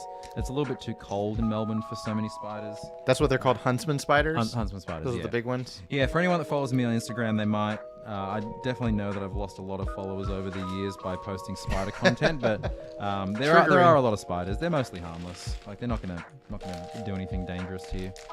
We got some love for Aaron Crumbly here in the chat. I wish Aaron was real. Yeah, me too. Aaron Crumbly. A figment of our imagination. Just the man, the myth, the legend. Is this coming from Aaron Crumbly himself? No, that would be funny though. Aaron Crumbly is, he's a true legend. He's a walking legend. Sometimes he shows up at LEGO conventions. Other times he's hanging out at other nerd conventions, just not hanging out at LEGO cons with us. Pink Wheel said, I call Australia warm Canada, polite folks, and universal healthcare. There we go. No snow though. There's never been any snow in any Australian city. Doesn't snow in the southern hemisphere. Also, I wanted to demonstrate this earlier, but these bags, the new paper bags, stand up on their own, so you can leave them like this. which I think is kind of cool. Anyways. Would you do that though? Would there ever be any kind of like practical sense where you would do that? Yeah, I mean, like, say you had a big set, you know, you wanted to, like, I don't know, put your... I guess that doesn't make sense. I was going to say, like, if you wanted to put your pieces and lay them out or use the bags for storage or something. I don't know. Dylan Campbell said, yo, whatever that thing is that you're building, put Batman on it. This is you've probably been here, so you know about our putting Batman. I need to, like, get a Batman back up here because the Batman that I was using to put on things is no longer up here. Oh. You know what? Because this is a special stream, I will go get a Batman to put on this. Will you entertain? Yeah, I'll entertain. Okay, don't say anything too offensive. Some Australian slang or something. No. Australian slang is not that offensive. That's true. We don't even know what it means, so yeah, I feel like you'll offend all the Australians. Well, we just have a lot. We have a lot of we do use a lot of slang. Like we're a very, you know, like I think, you know, in our national anthem, we are young and free. I would say that's like it's a very like it's a happy country for most part. Yeah. I'm gonna make love thy neighbor and all of that business. I'll be back. I'll be back. And he never came back. Just 3D print a Lego. Semi-offensive is still okay though. Thank you, Utah Aubrey. Well, I'll just start. You would have to be Dark Aubrey. Is that what they're saying? Dark white, dark Aubrey. Maybe. Is that offensive? Oh man, it's just me by myself now. This is a lot of pressure. I've almost finished my set though, which is good. I think Adam's streams usually go for about 2 hours ish. I'd like to get both of these sets done, so I might not chaos beast mode the next set and actually sort it by bags. Maybe we'll see. How many pieces does this set have? This is the other one that I got. Little baby Mario, Luigi. I think cancelled. I think I'm one of the few adults that collects the Lego Mario sets, which is fine. I have no issues with that, really. You know, it goes on sale a lot, which is nice. Got some good parts. It's kind of fun. She is Moktura, mistress of the black and teal bricks. That's a nice way to be remembered. The heat is on. Let's go. Yes, I would be Dark Aubrey. All right, I'm back. But maybe Orb the Builder is like dark humor. Maybe she has like a darker sense of humor. I don't know. Pardon me. All right. He's back. The bandit is back. He's escaped from the ant cave, the ant hill. See, the question now is, which Batman do I put on this build? Do we put Ace the Bat Hound? Is this LAN approved? Are you going to get, like, you know, reamed by... Do we put Batgirl? We've got Batgirl. We've got Ace the Bat Hound. This is an ongoing thing for us here on the Ant Beta stream. Hang on. We are all Aubrey. I think everyone's a bit of an Aubrey at heart. We are a bit of an Aubrey. That is true. We would all be better people if we were more like Aubrey. This is for you, Dylan Campbell. Yeah, James we got Indian Aubrey. That's fine. We got Dark Aubrey, Light Aubrey, Indian Aubrey. We've got the Bat Gang here. Bat Gang. Bat Gang. JJ said, "I am Indian Aubrey." All right, we're back to it. I've got bag 3 here. How many bags are in this? I don't know. 6. Well, how many? What percentage are you through the instruction booklet? We're nearly halfway through this set. Nice. It looks like we're going to be getting started on the DNA strand on this. Now, I did see some people who were making the note that the DNA strand in this stem set looks backwards, but I'm not smart enough to know if that's correct or not. Where were you seeing this commentary? Just on the Instagrams, on the IG. On the Instagrams, eh? On the Instagrams, which you know, anything you read on the internet, you know, you gotta trust. It's all real. I believe everything you read on the internet is correct. False. Oh, Aaron Crumbley is here. When did Aaron join? I feel like this is the kind of stream where we're just left. He's been like in the stream since he was on it. He's been here. Ago. I totally missed his arrival. No one misses Crumbley's arrival. Apparently, people do. Everyone was wishing that he was real, and now he's here. And where do you guys think Adam just left for a few moments there? Yes. Oh, that was yes. I had to go wake Aaron Crumbley up in my basement prison. Yes. It's like, quick, get on stream. They're starting to ask questions. Quick, they want to see you. They're starting to ask questions. Did you get to go to the yard sale at Atlanta BrickCon? No. Well, yes, but very briefly. Did you pick up anything interesting so far on your travels here? No, I have not. No, I didn't pick up anything at the yard sale. I have in previous years, but I am trying my best to be a bit less impulsive with purchases. That makes sense. And really, for those of you who, do follow my socials, I don't just do Lego. I do like a lot of just like general toy content, which can get a bit unhinged from time to time. I like to buy a lot of like vintage toys and things like that. But you name it, Dave is into it. Transformers, TMNT, Star Wars action figures. You got a little bit of everything, don't you? It's just like a fun hobby. Like for me, yeah, I enjoy the kind of collecting aspect. But I think that you can only collect so much, and I think this is the thing that some Lego AFOLs struggle with a little bit, is that it takes, sometimes people get to a point of maybe no return, or they really need to kind of reflect on what they collect. Like, Lego releases 1,000 different sets a year. Like you can't get everything. And I'm trying to just be a bit mindful of that, and knowing that it's okay, and you don't need FOMO. I like buying a lot of stuff, but then very quickly I just say rotating it out. Buying it for a bit of fun, but knowing that I don't need to like keep everything forever. That makes sense. Once I've got to experience the toy or whatnot, it doesn't have to stay in my collection forever. Like most of my Lego sets I sold a couple of years ago. Some of them, sometimes I regret them a little bit. Like I had all the Lord of the Rings sets, like Hobbiton and Orthanc and things like that. And I just sold them all because they didn't really fit into what I thought was my, I guess, quote unquote collection. It's like you only have so much space in your house unless you're very lucky. Right. So it's like, a lot of stuff sitting on shelves, and then they get boxed up, and then it's kind of like, well, I've had this in a box or a bag now for months or weeks or years. And then for me, if it's not on display, it's time to go. Makes sense. I feel like the secondary market, levels out pretty quickly.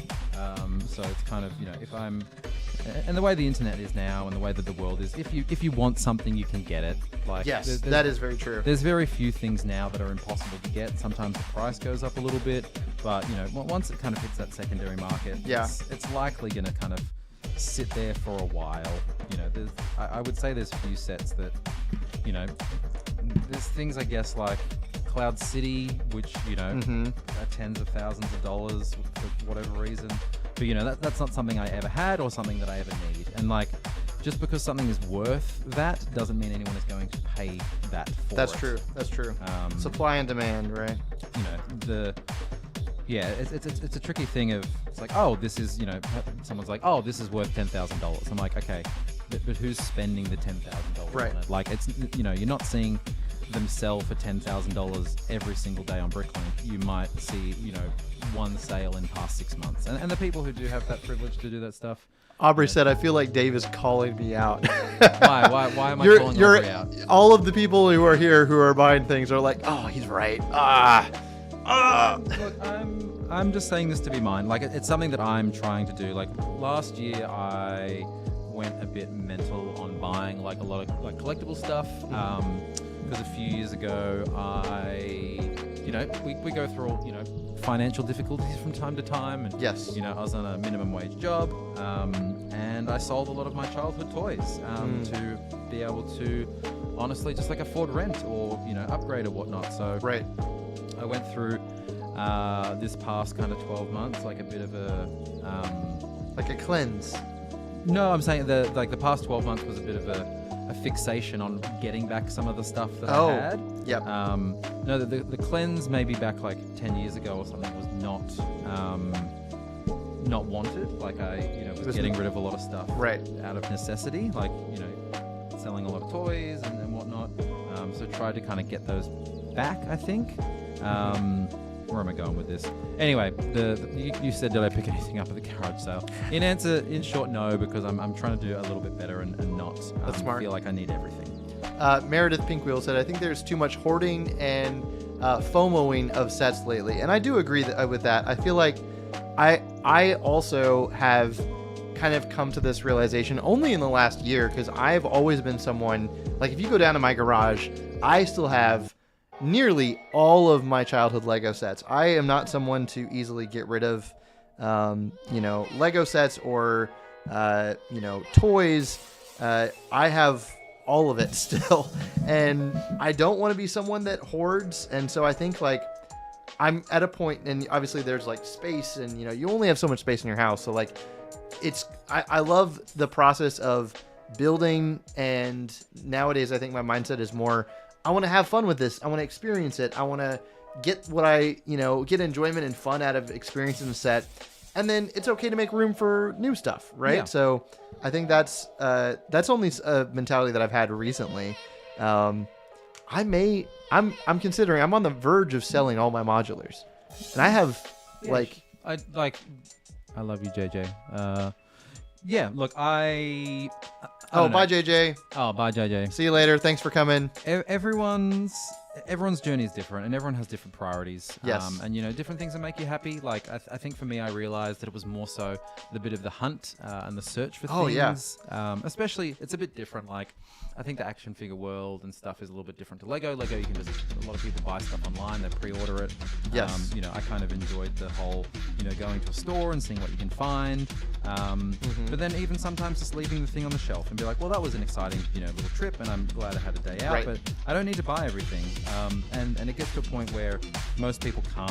Like, and you shouldn't feel guilty. And marketing and brand power and FOMO. There is a lot of FOMO involved too.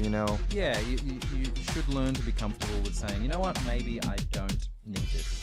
It's something that I've been learning. And that's totally fine. Yeah. I've learned for me that did this turn into a therapy session? Did this turn into some kind of counseling session? Is this what you guys wanted? Are we getting off track? Is this making you feel good or bad about yourself? We're trying to guilt everybody here for enjoying the things that they enjoy. No, it's not about guilting. No, we're not. Fine. It's fine. I will say for me, and I do think that there is a lot of FOMO in the Lego community, and I definitely participate in it. I think I get really hyped around release day and participating and seeing all the new releases coming out. And I've learned that if I can resist getting that one set that I really want on release day, usually I'll end up, passing on it. It's just having to resist that initial impulse buy. So sets have to spark joy for me, said Pink Wheels. Yes. And also I think, for me too, and I think Meredith and I had a conversation a little bit about this a while back, where when you're focused on mocks and buying parts, your kind of interest in buying sets changes, and it has to be something really special that speaks to you. I've definitely moved on from just buying for collecting purposes, and now I want to buy sets for the pieces. I want to buy sets for the minifigures, and what can I do with that set? Can I make an animation with it? Can I do some kind of photo with it, or some kind of cool thing? So that's more Marie Kondo your sets. Yes, that's the vibe. Can we turn down the music a bit? Oh yes, absolutely. We're here having a serious conversation, and everyone's like, no, what? Turn up for what? What did he say? So how long we got? We're an hour 20 in. We're an hour 20 in. What's your feels? Usually we go for about 2 hours ish. Cool. Are you tired? You want to? No, not at all. No, I've still got a whole nother set to build. No, everybody say goodbye to Dave. No, just kidding. Bye. No, I'm feeling good. No, I'm just curious. I've almost finished Donkey Kong, so I'm kind of nice. Yeah. thinking, should I? Yeah. Why don't, you can go ahead and crack open the next one. Yeah, that's fine. Do I crack open and just pour the parts of Mario that's into what I've two different sets? that's up to you. That's a little bit too much. What is all the extra pieces there? Is this just? It's the back of the cart. Yeah. Oh, okay. I see. Let's see. Did our music stop? I feel like our music stopped. We're gonna get the music going again. There we go. Batman5 said, do a 24-hour stream. Now, I've never done a 24-hour stream, but I have participated in Beyond the Bricks 24-hour charity stream that they do every year. That's and yes, it's always a good time. I feel like it would take a lot for me to do a 24-hour stream. I would definitely want to do it with some kind of cause involved. Does anyone win though? Aren't we all just losers if we're tired and exhausted? Like, I mean, if there's donations, then somebody's winning, right? Who do those donations go to? I have no idea. I don't know who I would support for that kind of thing, but it's a challenge. Lucas McCoy said, I do that with costumes and props. If I haven't worn something in a long time, I get rid of it. That makes sense. Uh-oh. James said, guys. I don't know what he's about to say. Guys. I know his name is JJ. He left and we're talking about him in the comments now. That's what he would have wanted. JJ would want this. JJ would have wanted to be the center of conversation right after you leave the stream. Some weird color stream. stuff as well. Let me just jump in. Like, can they see what's going on in this instruction? Yeah. Here. Yep. You got to hold it back a little bit so it focuses right here, and then I'll zoom in. Let me zoom in. There you go. So like, that's like a very kind of crimsony dark red. Yeah. But I'm using. Oh yeah, I orange. see that. Like, these are the color. Yeah, you can see the color doesn't really match. You can even see it on the camera too. Yeah. Yeah. Like it's. Oh, I just not put a picture. Oh, there we go. That's that. Yeah, check that out. That is interesting. Interesting color. Anyway, doesn't matter. Yeah. I am excited to get the Mario Kart sets. I do plan on getting them eventually, and I'm excited about it. I do want to get. I'm very excited about the Yoshi set. I'm a big Yoshi fan. Wow. Yeah. Hi, sorry I'm late. MJ Bailey. MJ Bailey is here. That's What's fine. up, MJ? Better late than never, I say. So let's get into. We're getting in a little deep here. I want to get more into your experience with Lego. You were talking about your childhood sets. What were your childhood sets that you loved building? How did you get into Lego in the first place? How old were you? Do you remember like your earliest Lego sets that you got? I think that I have a bit of a different childhood to a lot of people because I really had almost no Lego sets. Like my childhood Lego sets sit in a plastic tub that's about this big, and it's like 3 or 4 sets. Like it's wow. I was not a big our family was not necessarily a big Lego family, and I think that's just because Australia maybe just didn't have that type of market potentially. Lego was really, really expensive in Australia. Like when I was growing up in the 80s and 90s, there was very few people that I knew that had the privilege of having like a big tub of Lego. I know that's kind of like an American childhood staple, but it really wasn't the same for Australia. Yeah, very, very, very few friends you'd say come over and have a look, at the big thing of Lego. Most of my friends that would have big things of Lego, their parents would bring it back for them from the States. And so, yeah, I really didn't have much Lego growing up. I had a lot of younger sisters, so I think I maybe remember my mum saying that, if you get Lego, your sisters will just eat it or smash it. So, my childhood toys were kind of mainly action figure based. Nice. Star Wars Power of the Force was kind of my first introduction to maybe proper like action figure collecting. But yeah, like the only like one set that I had as a kid was like from the Lego, like the later Lego space themes. I think it's called, some people say Spyro, some people say Spirius. Oh yeah. A little recon robot. I'd look through that Lego catalog and always dream of having all of them. But yeah, Australia in the 90s, you couldn't get every Lego set. It was just a completely different landscape, I think. Real quick, let's pause and take a look at Sir Isaac Newton as a Lego minifigure. Isn't that cool? That is cool. Sir Isaac Newton with the apple and everything. We're gonna make the tree here. We didn't show off at the time, but we also have George Washington Carver as a minifigure, and then Marie Curie is the other figure in this set. So really cool to get those historical figures. So what was it for you that like got you into Lego as an adult? Was there like a point in which you remember where it became like more than a hobby? You were like, oh, I really want to make this, like I could do a career in this kind of world. The wanting to do a career in this world kind of thing really was just me taking probably a stupid gamble, I think. I was kind of like a career, corporate slave at the time, I think. I think what happens with a lot of people is they think that, being an adult is all about climbing the corporate ladder, and that's kind of what I had been doing, since starting a job after, university or college.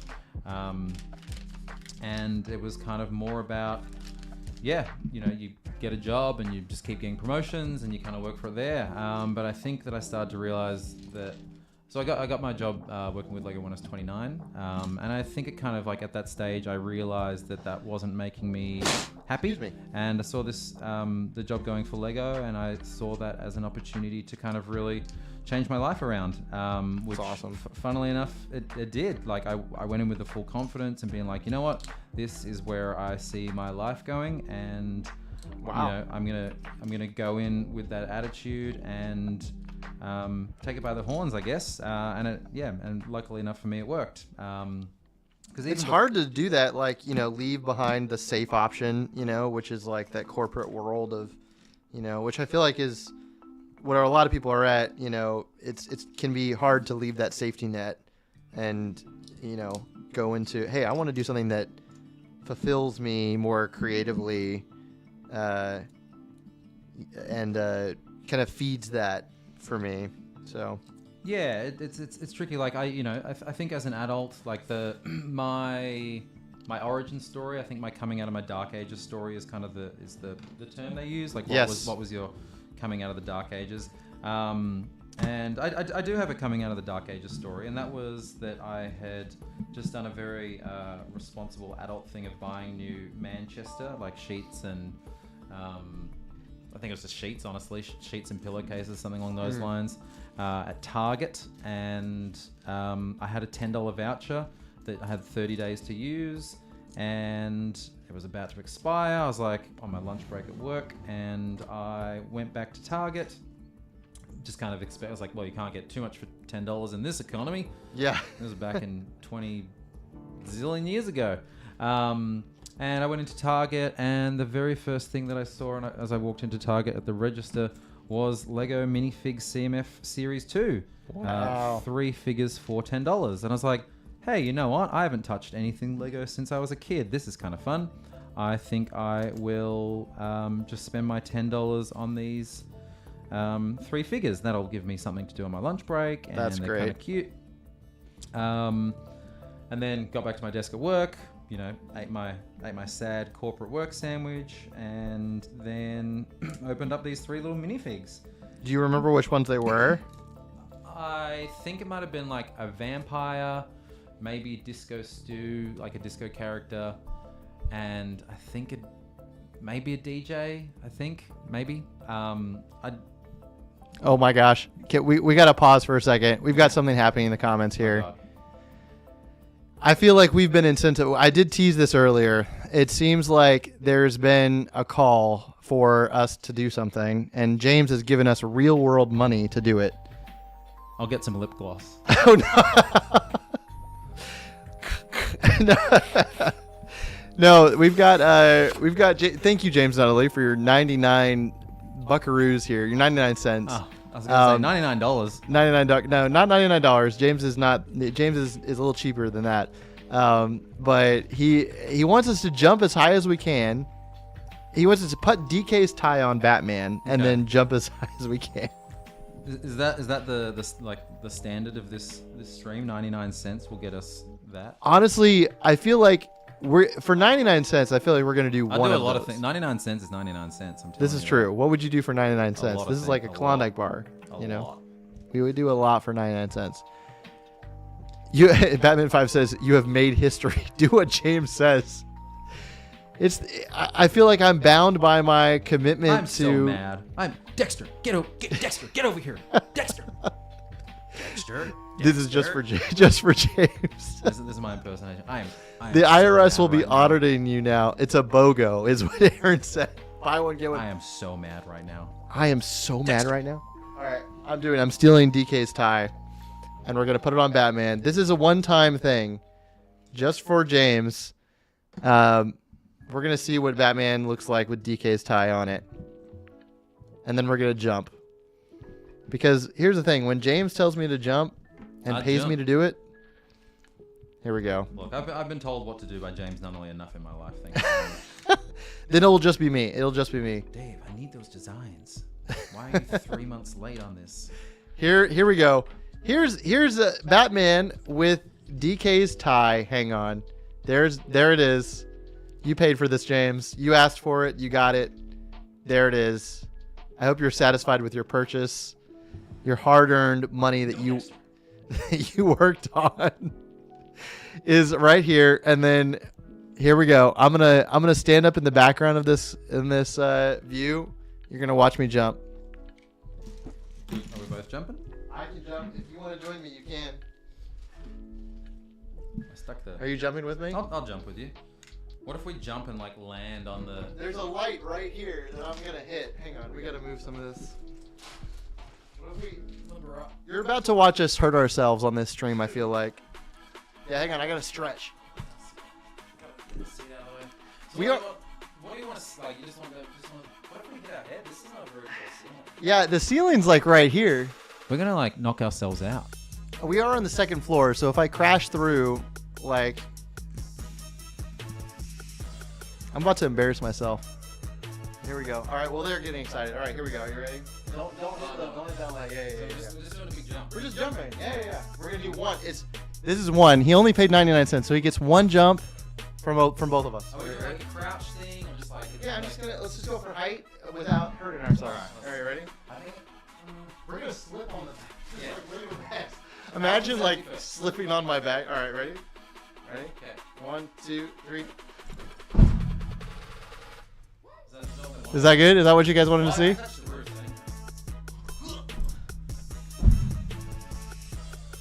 Thank you. We're not in the basement, no.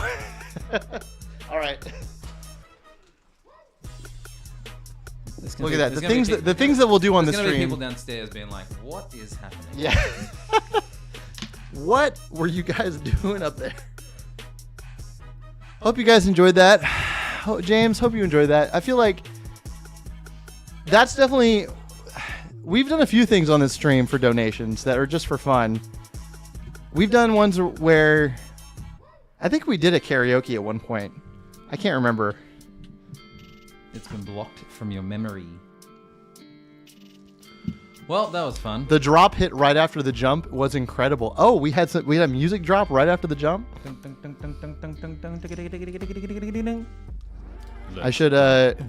I should have a menu. I know a lot of streamers have like a menu of things that you could like choose from.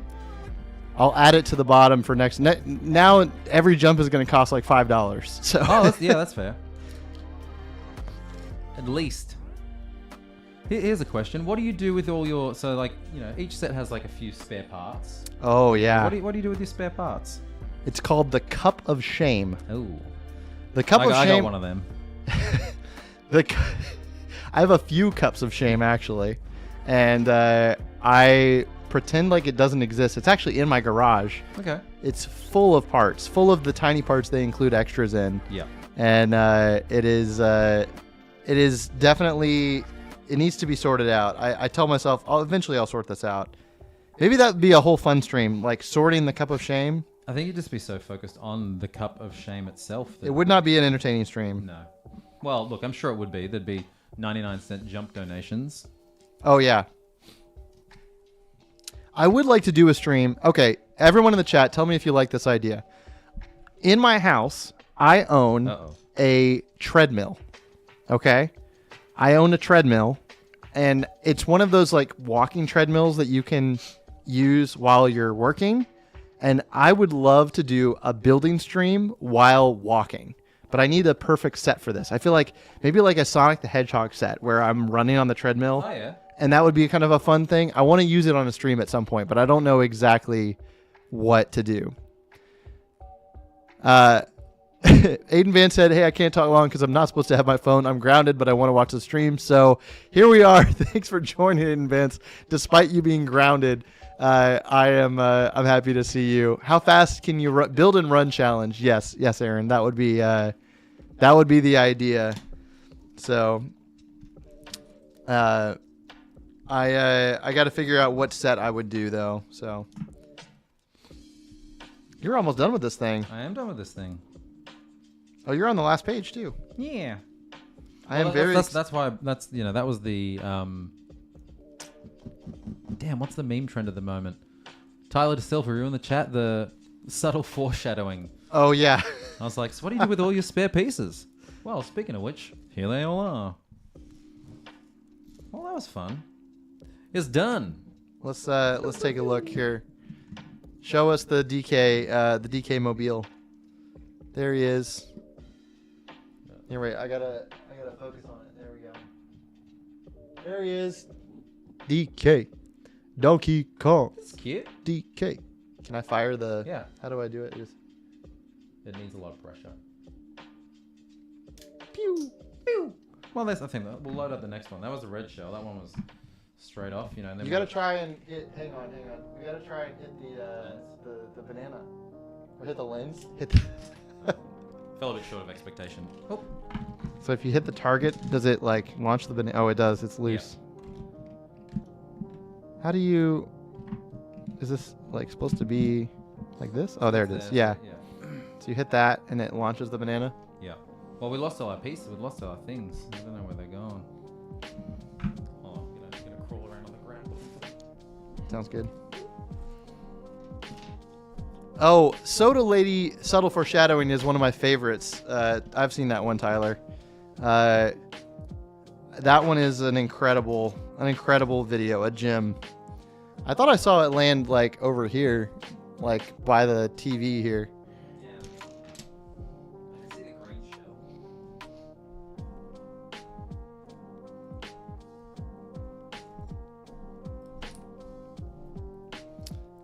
Shoot the shell, said James. Can we just point out? Okay, here we got people in the chat. Dylan Campbell said, "Can we just point out that Dave's hair looks epic?" Look at his grin. He immediately smiled. We do have to make Dave's hair a point of conversation for the moment because Dave does have incredible hair. The golden locks here. Strawberry blonde. Strawberry blonde. Strawberry blonde. Thank you. I grew them myself. It's part of my uniform. It's the white T-shirt and good-looking hair. All right, can we get the? Are you gonna go for it? Hang on. Let me get the. All right, Dave is gonna hit the. Hang on. In this evolution of STEM stream, we're playing Mario Kart. Oh. Did you get the red one too? No. No, hang on. I'll get it. Right. I want to see you. I want to see you hit this.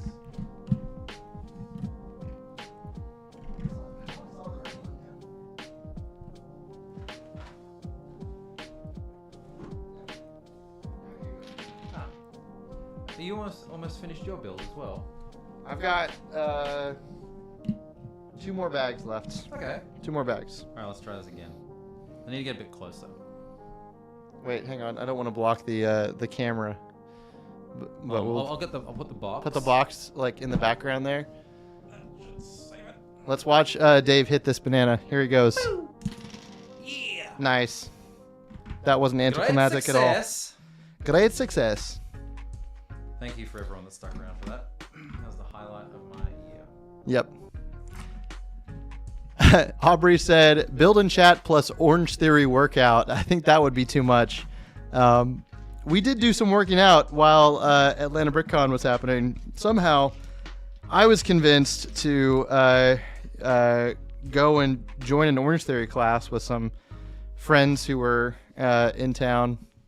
Where's your pile of spares? Oh, I interrupted. Where's your pile of spares? I got some spares for you. We can just put it over here. I think. You don't want to keep it? You don't want to keep your... Nah. Oh, more for my cup of shame. Oh, gosh. Next! Here he goes. This one I should, look, I'm guessing that we're only going to... That first one took me an hour, so an hour and 40 minutes. I'm not going to go crazy. I'm just going to just build as normal. Nice. Bag 1. Bag 1? Bag 2. Bag 3. I got 20 minutes to build this set. Well, no, look, I'm not going to rush it. Yeah, no, you got to enjoy it. I'm definitely the type of person that when I get a set, I like to just build it in one sitting. I rarely like to stretch it out. I will just sit and build it as quickly as I can. I know some people like to stretch out their builds and really, really enjoy it. But not me. No? No, I just like to blaze through it. But yeah, we did an Orange Theory workout. This was on Friday morning, by the way. Great. At like 7 o'clock in the morning. That's early. It was quite the experience. But I did it, and I was glad that I did it. So can someone in chat tell me what Dave give Adam a high five randomly with no context? Hey! That was a crisp one. Nailed it. So is Orange Theory like the new fad? It's been around for a while. Orange Theory is it's the, like, I don't even know how to describe it. It's basically like a fitness class, and you have a coach. Okay. And are they there physically with you? What's that? Are they physically there with you? Yes. Yep. So they like push you, and they push you. They push you over. You have to get back up. The whole idea is that there's Orange Theory classes all over the world, and everyone is doing the same workout. Like, so you along with everybody else is they're all doing it. Okay. What do you do to stay healthy? What do you do do you run? I've seen you've been working out this week with Mr. James. Oh, that was once, and I almost fainted. What do I do? What do you do to stay fit? Does this interest anyone? Does people care? I care. Who cares what they think? I'm here. I'm asking. I'm right in front of you right now. I don't want to isolate these poor people. No. I try to do what I call, I think like ancillary exercise, like just any time that I can kind of get moving, I can. Like instead of driving my car to the station or driving, I might kind of mix things up. Like I'll ride my bike a lot, or walk places, or just kind of run, or just put a little bit more effort into being active. I think. Yep. Nothing wild. I'm not like a crazy gym head or anything like that. I'm pretty chill in that regard. Like, have never been a big gym buff, but just being mindful. I think fitness and exercise doesn't necessarily have to be an obsession, but if you're just mindful about what your body needs, I like to do a lot of stretching. I think a lot can be said about just stretching, touching your toes, having a bit of a jump around, riding your bike, things like that. I know there's a lot of benefits for, HIIT and things along those lines, but I don't do any much of that. I don't really have a personal trainer. I just kind of, just try and keep everything in balance as best I can. Here I was thinking that you were going to say, oh yeah, I do X, Y, and Z, and you're just like, no, I look this good with just doing nothing. No, it's not nothing. It's just doing not going to the gym regularly. I've been to the gym maybe twice this year, but before that I'd probably not been in a year and a half, even though I had a gym membership. I drum a lot, like I play a lot of music, which probably helps. Oh yeah. But yeah, so like, that's not necessarily a targeted thing. Like, sometimes I might, if I feel like I need a bit of a workout, well, I do like little hikes and stuff from time to time. For me, it's just about, moving when you can, prioritizing. I like that. prioritizing your body. Like, don't need to get all preachy, but in 10 years time, I'll look back and wish I was as healthy as I was now. This is true. For example, and I think that you got to live life in the moment, and look after yourself. Still take some time to be lazy and sit on the couch and watch TV shows and things like that. But there'll be a time in our life where we look back and we wish we're as healthy as we were now, and I try and kind of like live by that as best I can. That's true. Yep. I will definitely be the old. I will say, and I'm only 32. I do feel like I'm very excited for like being that old guy in the in the nursing home, like building Lego, playing video games. I feel like it's gonna be awesome. Yeah. Like it's gonna be just a big hangout. Like I don't see enough of my friends like often enough, but I feel like, hey, we're all just losing our minds slowly together, like in one place. That sounds like a great time to me. But yeah, I definitely agree. I would love to, like, for me, I have a lot of fitness goals right now. So I've been like hitting the gym hard. I've been trying to like be pretty consistent with it.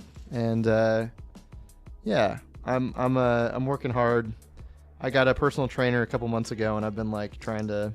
What's Dark Aubrey preaching to? I think probably getting old in the nursing home, maybe, or maybe it's what you said. Just preach. We need a stream where all the Lego builders come together, work out on stream, and build at the same time. This would honestly be a lot of fun. Do you know Bryce Swolebricks? Have you ever heard of Swolebricks? You might not know Bryce. He's very fit. He's this guy. He's very fit. I would love to do a stream or some kind of a workout with him where he whips everyone into shape because he's big into working out and all that. I think that would be a lot of fun. I'm a massive sook in that regards though. Like the personal trainer route is not for me. Like for me, like exercise and stuff is very much like on my own terms. I've tried. You don't like someone telling you what to do? Nah, not from a personal trainer point of view. Like I like to listen to my body a little bit more. And pushing yourself is good, but I feel like the personal trainer mentality is like pushing people to exhaustion, whereas I feel like that doesn't quite resonate with me so well. I would try it. I would suck it up and give it a go, but yeah, I'm not the one to kind of have a personal trainer. Like personally, I know like it's great for some people. It's not it's not the way that I like to enjoy fitness. Makes sense. Oh, almost lost a piece. You're killing it. Hot stuff. Thank you, James. We've got people in the chat asking about the peanut butter oil. What's the peanut butter oil? Oh my god. Oh boy. You had to ask. I did ask. Please. Have you not been around for the peanut butter oil? I feel like you haven't. It doesn't ring a bell. So, this is an ongoing joke, a bit where I've committed to, at some point, I feel like this has become an every stream thing. I feel like every week I'm explaining this. I need to just have a pinned thing in the comments where we just talk about, hey, this is the story. So the story behind the peanut butter oil, for those who don't know, I many months ago last year on a stream told a story about how I went to the store and peanut butter. I don't know how peanut butter is in Australia, but there's like when you buy a jar of peanut butter, there's a layer of oil at the top that you're supposed to mix in. Nah. Okay, so see, it's not that way. That's not how at all. No. Okay. We've got Kraft peanut butter, and their like whole advertising campaign is how you don't have to do that. Oh, see. I like that. I love peanut butter. Like peanut butter to me is a superfood. Like Yes. Take it. Look at that. Eat it with everything. They don't have to deal with the oil in Australia. No, don't have to deal with it. It's like I should have brought over some Kraft. Anyone that wants some like for Brickworld Chicago, let me know because I'll bring over Kraft peanut butter. To me, it is perfect. Like some people say that it has to be like organic and all this other stuff, but for me, Kraft peanut butter. It's now called Bega, but it's brought out recently, but still as good. Oh man! So the whole thing for this that they're calling for, I I don't like the oil. I thought it was pretty gross, and now it's become an ongoing bit where I've been encouraged strongly to drink the oil off of the top of the drink the Kool-Aid. Drink the peanut butter oil, and it will happen eventually. I think it'll be if you get some for me now, I'll drink it. I don't have any in there. I specifically am a no peanut butter oil household here, so I'll do a lot of stupid things. I'm a very stupid person. I'll do a lot of just dumb things for really no reason. For the story, though, right? Like, well, you'll have a good story out of it. Yeah, be kind of silly. Be a bit outrageous. It would be fun. I do want to do it as a communal thing. I feel like I need James here. I need some people, some friends around me, to encourage me. But I will do it at some point. If you tell me what brand of peanut butter oil I'm meant to be drinking, I'll buy some before I leave, and I'll just do a shot of. Well, sip. I don't know. You're gonna beat me to it. What am I supposed? Am I meant to shot it or sip it? I think you're supposed to shoot it. I think it's supposed to be like right off the top. I like Jif, or GIF. He doesn't have any oil. I don't have any, James. Stop giving me your money. I can't do it. Aubrey said she'd drink the peanut butter oil. See, Aubrey, you should come for this. We should have a basically an event. It would be an event. We would drink the oil 2005. 2005? 2025. Yeah. We would have all the people that have been in the chat on the stream. And yeah, that would be quite the event. I would definitely do a big stream for that. I would like a bunch of people on that. But yeah. It's been an ongoing joke here for a long time. I don't see this as a joke. I see this as serious. A serious proposition. Yeah. Dylan Campbell wants to. Okay, James, you're taking a little too far. You can't just get me to do anything you want. Come on now. He's pushing his luck at this point. He's pushing his luck. There's a light here, and it's reflecting on the instructions. Oh, so yeah. I'm being a baby. I could turn it off. No, don't do that. Crazy. Girl. No, I'm just sharing my lived experience with the viewers at home. I'm glad that you're sharing your lived experience with me here. I feel like, it's always good to have. I don't mind sharing lived experience. I've usually got something to say about something, but yeah, just don't judge others. Let everyone live their life. Yeah. Yeah. There you go. I'm not going to get too political, but Somebody quick. I drink pickle juice is great. I would 100% drink pickle juice. There is nothing off-putting with that statement. I'd straight up drink pickle brine. It's good for you. Give it to me.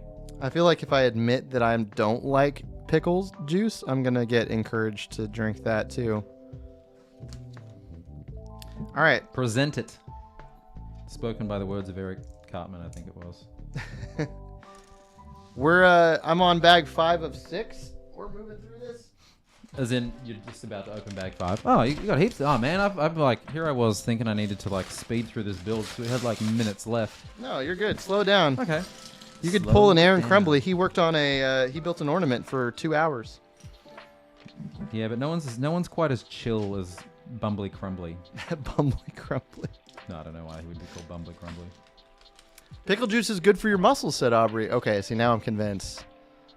My muscles could use pickling, I guess. Look, anything vinegar based is good for you. It's good for your stomach. It's good for digestion. If Aubrey says it's good for me, then it's good for me. So I trust Aubrey's intentions. Aubrey is a very honest and kind person. I don't think she would lead someone astray by making them have something they didn't want. Anything pickled and fermented is good for you. Lots of good digestion bacteria. It's healthy for you. Tastes good, mainly.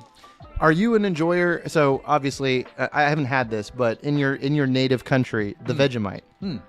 What is Are you is this something that people eat normally? Is that yeah? Vegemite's a common staple.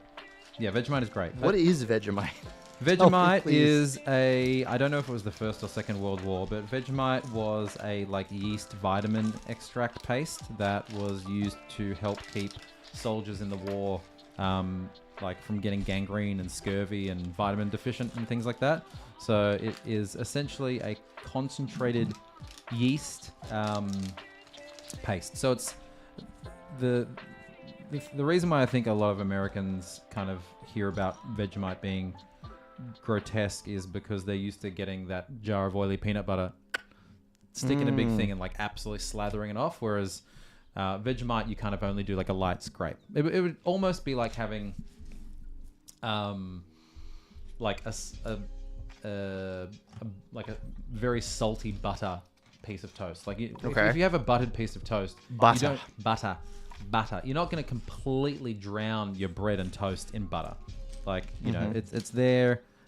Like, you know, butter is just a fat. It'd be like it's like anything. If you put too much butter on something, if you put too much sugar on something, right? You know, if you put too much Vegemite on it, it's going to be gross because it's going to kind of not be a good balance. But no, Vegemite is a yeast extract.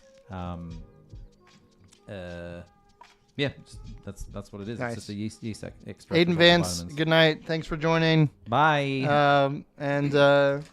Yeah, if you guys didn't know, I'll plug next week as well. We're going to have Mr. Tyler Da Silva, a.k.a.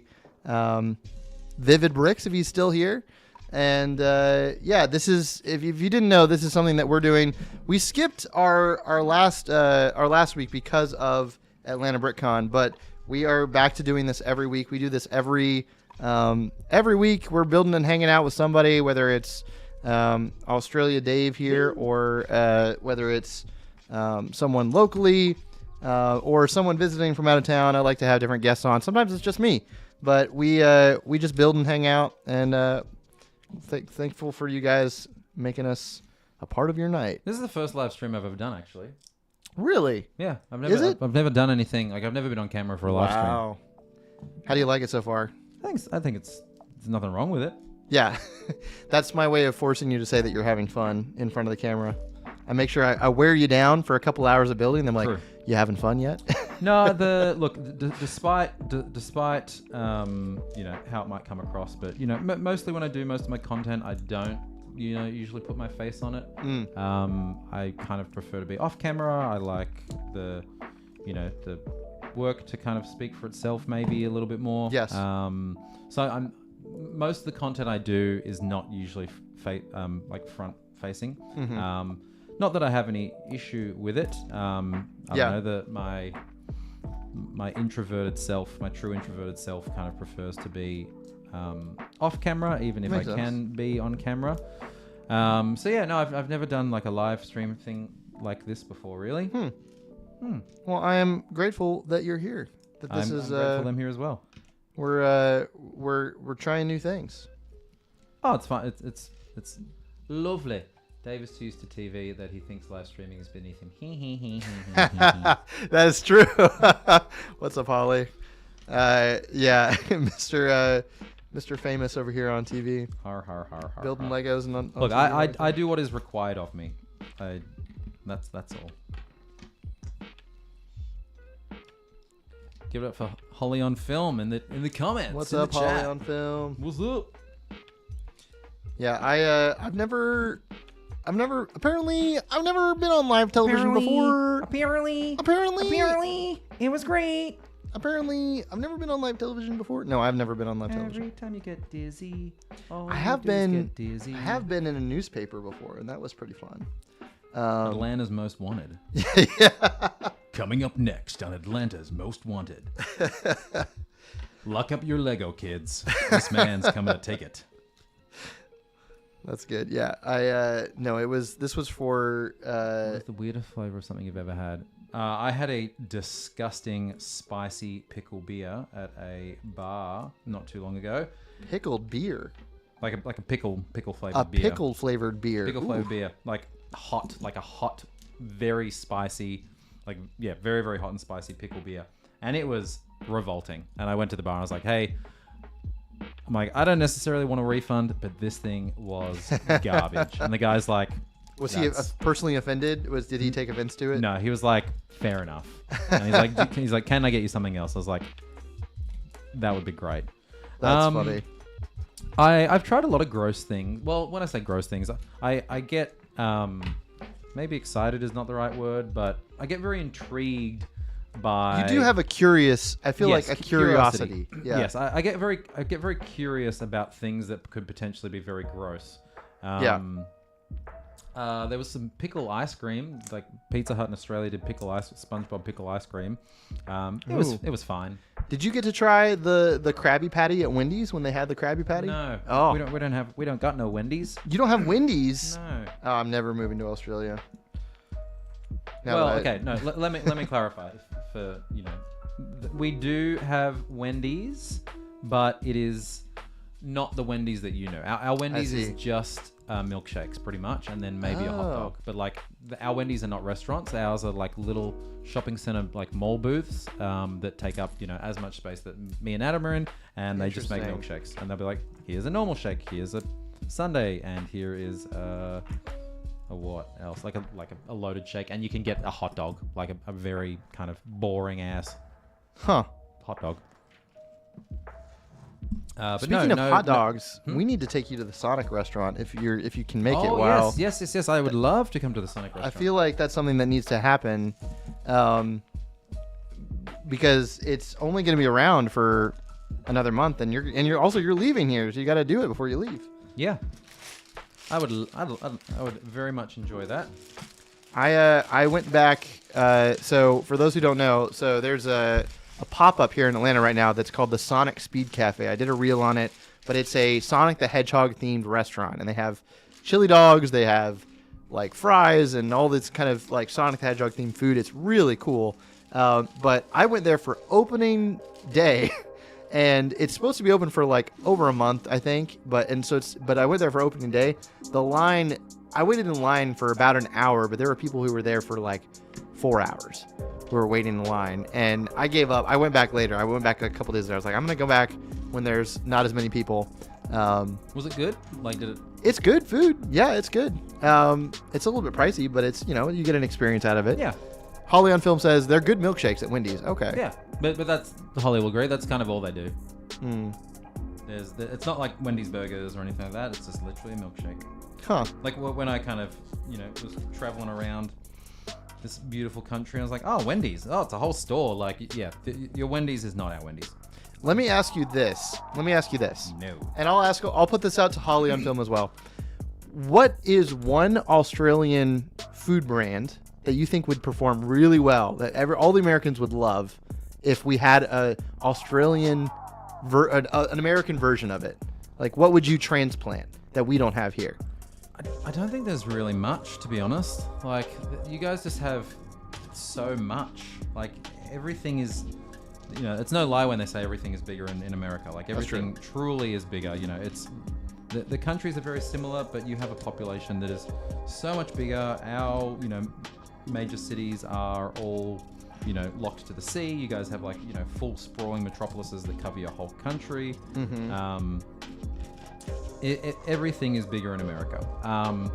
And I feel outside of anything that would be a gimmick, I don't think that, there's not too many things that I think that you guys, that you'd have that we don't, or the other way that we would have that you Holly don't. said the classic sausage sizzle setup. I don't know what that means. Well, the sausage sizzle is like a barbecued sausage, like if you're having a like a barbecue. Would you barbecue like a meat sausage as opposed to a hot dog? Yeah, probably. Like more like a bratwurst, kind of a thing. Yeah? Yes, but not as. Yeah, it's kind of like between a cross between like a bratwurst and a hot dog. Okay. And it's just that on a piece of bread.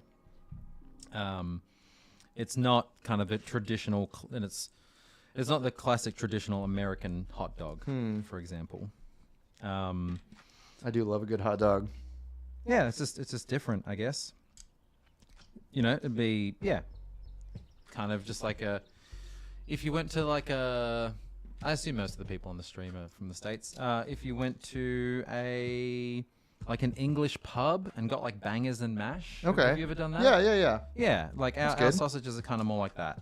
And you can just get them on the weekend at like hardware stores, and they kind of make it a fundraising thing.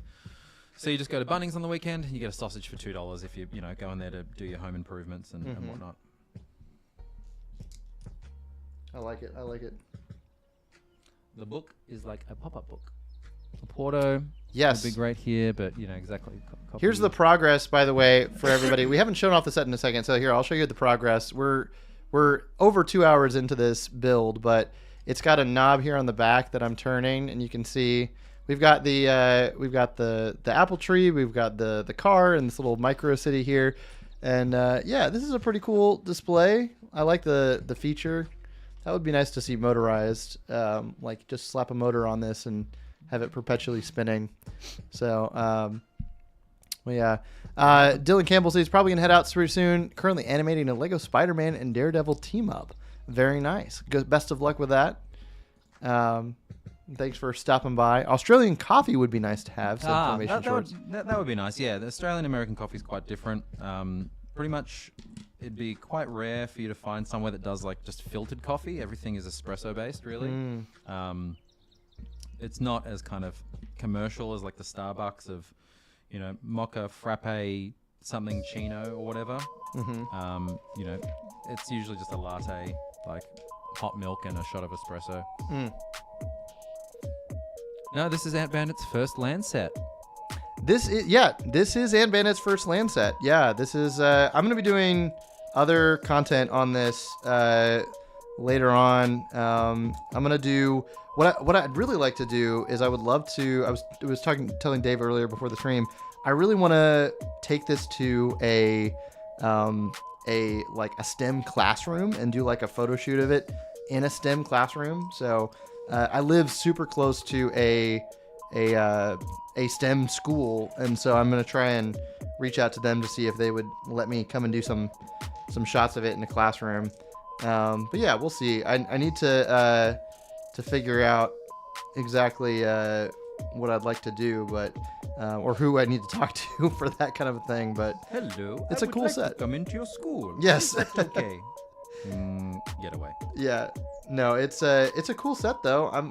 I think that I definitely like. This is not something the kind of set that I would normally build, but I think it's kind of cool. I think it's pretty. It's very unique. The micro builds are fun. The micro builds are fun, and I do like the fact that we get Isaac Newton, George Washington Carver, and Marie Curie as minifigures. I'm a big fan of that. I feel sorry for anyone that's like a minifig completionist. Yeah, because there is a lot. There's lot of so minifigures. many of them. I would like to see. I don't know. I do like history stuff. I would like to see more Lego history builds, or historical or stuff that has some like historical significance. I feel like there's not enough educational builds like this that are also good display pieces. So, has the summer Lego Sonic sets been revealed? No, probably not. It's probably too early in the year. What is it? Fingers crossed you're on the radar for summer Sonic sets. Yes, I am very excited for potential, more Legos. I don't think we've gotten anything new. I know that there was a crab meat gift with purchase, or not a gift with purchase. It was an insider rewards for a little Sonic crab set that I have not gotten yet. I will get it because I'm kind of become a Sonic completionist at this point. But yeah, that would be the only new one that we've gotten so far. But yeah, I am a huge basically what Mario is probably to you is Sonic to me, basically. So I'm a big fan of everything Lego Sonic. Nice. They are cool sets. Yeah. I for those of you who have just joined us, yes. I was kind of talking before about Mario minifigures and all that type of stuff, and for me, I feel like the Sonic figures work because you can scale the enemies correctly, whereas I don't think that you could have ever properly scaled a lot of the characters in the Mario universe, like with a Mario minifig. But the Sonic to me feels a bit better. Yes, I agree with that. I agree. Yeah, I'm not going to sit here and whinge being like I want my Mario minifigs. It's not worth complaining about. That deal has been done, I feel.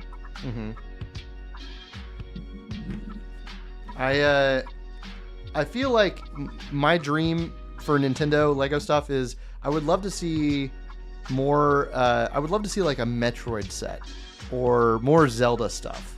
To me, that would be really fun. Maybe, yeah. I think now that the cat's out of the bag with the Zelda Right. stuff like that would be cool. For anyone that unfortunately follows me online, you probably would have seen that I had some issues with the way that Nintendo the Lego does some things. I feel like Animal Crossing was incredibly well executed. I feel like Yes. Zelda was not. Because for some people, Lego Zelda was a dream they've always had, but at 400, don't forget the onion ones. The onions. Don't forget the onions. One word, Bunnings. Pod Happy. Who's Pod Happy? I am not sure. I know that name. I can't remember. I don't know who it is though. I just think so many people will never be able to buy that. It is a hefty set. price. Yeah. And to me that frustrates me because I feel like Animal Crossing is possible. You have. I just wish they did a non-electronic Mario League. Yeah, I think that'd be. I agree with Holly there. Yeah. Yeah, I think maybe the electronic thing was a bit bold. They tried it. Maybe could have been better with just like Build-A-Figures or something like that. It's hard to say. Mm-hmm. We sadly don't live in an alternative universe. But what was I talking about? Nothing important, obviously. I don't know exactly. Oh, this is a carbon atom, is what it is. This is as I'm dropping pieces for it. Did you guys ever see the Lego Shrek set on Lego Ideas? I'm not familiar with it. Oh, he's gone. Bye.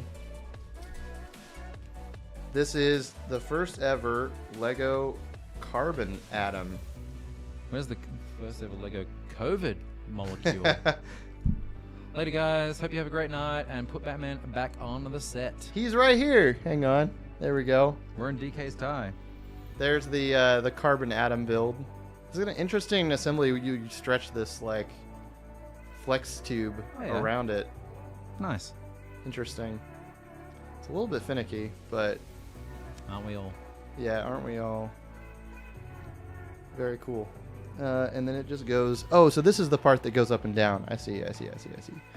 So that goes there, and then as you rotate it,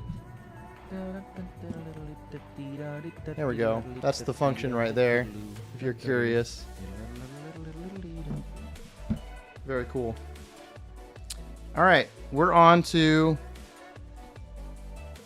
the last. Did I mess this up? Oh, I did. I didn't finish it. This is my live stream brain working Naughty, here. naughty.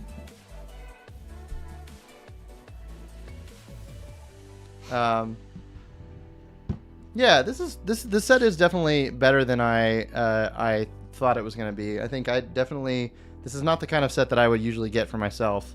But I think that it's a cool display piece for like a classroom. So having it for like if I was a STEM teacher, I would want this set like on a shelf somewhere. That's what I would want this set for.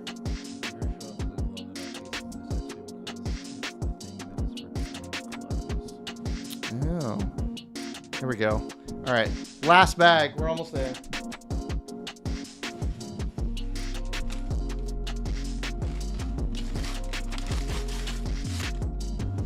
Final bag. I think this is the Marie Curie. Dun, dun, dun. Assuming Lego Fortnite gets another wave later this year, what would you like to see them make? Oh, okay. This is a great question. Thank you, Holly. I'm self-proclaimed in my trashy Fortnite era right now. I play a lot of Fortnite.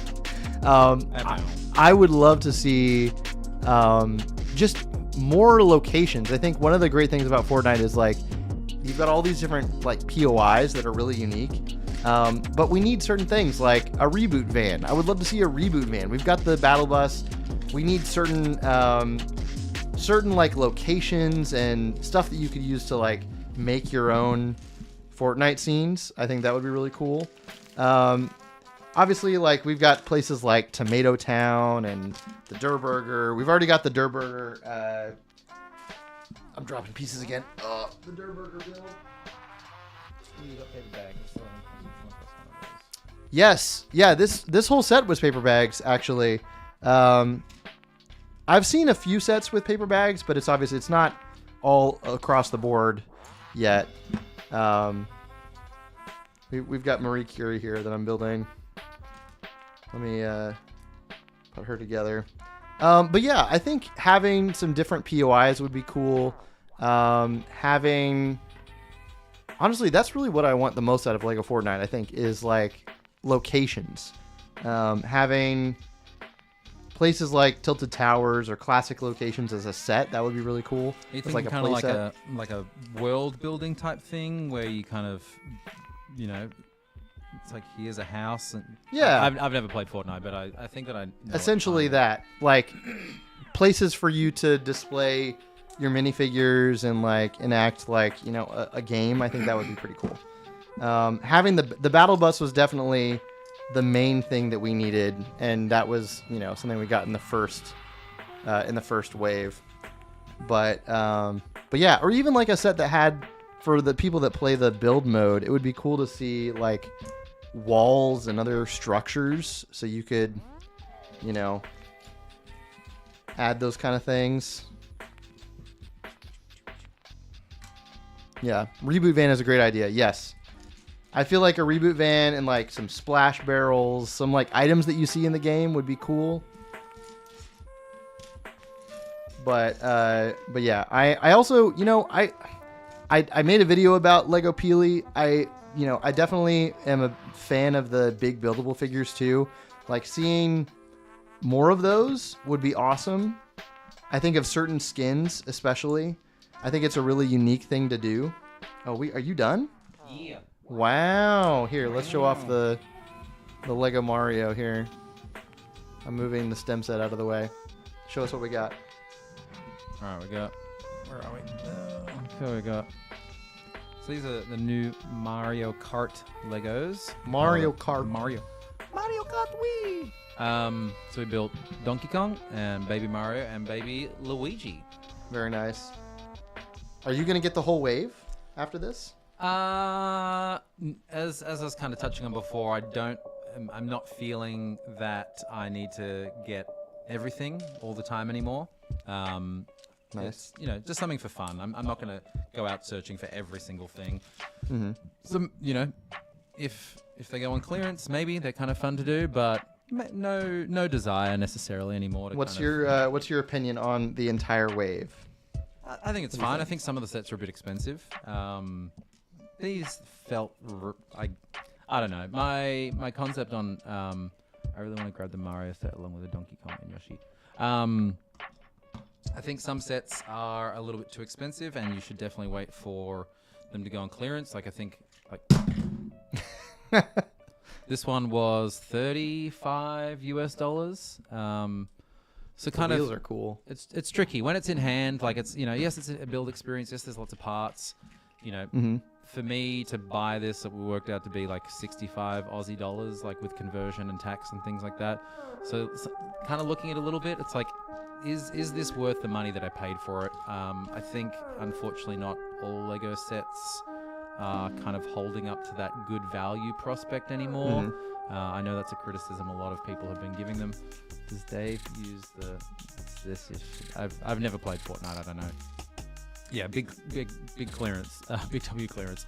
Yeah, if things go on clearance, it changes a lot for me because, you know, if I can get an experience like, you know, the building experience, Lego is a building experience, you know, and get something cool from it for much less. Otherwise, you know, maybe need to take a bit of a longer think and be like, is my money best worth put into this? Yeah. And this was fun. You know, if you don't like Mario or you don't like Mario Karts or you don't collect Lego Mario stuff, I'm sure a lot of people will pass on this. Mm-hmm. It was fun. Nice. I think some of them are a lot more expensive. These aren't so bad. Like display factor as well. Like if you got like huge dioramas and.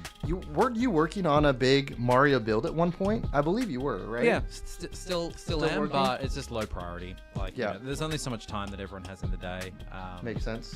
So I do have a lot of Lego Mario stuff. I got a lot of bulk bricks. I've done a lot of pick-a-brick hunting for various Mario stuff. I feel like we need to talk about your Big W adventures because that's something that I feel like that's a good story there. Like that was a big part of your year last year, right? Like that was the year before. That was the year before? Oh wow. My time frame is way off.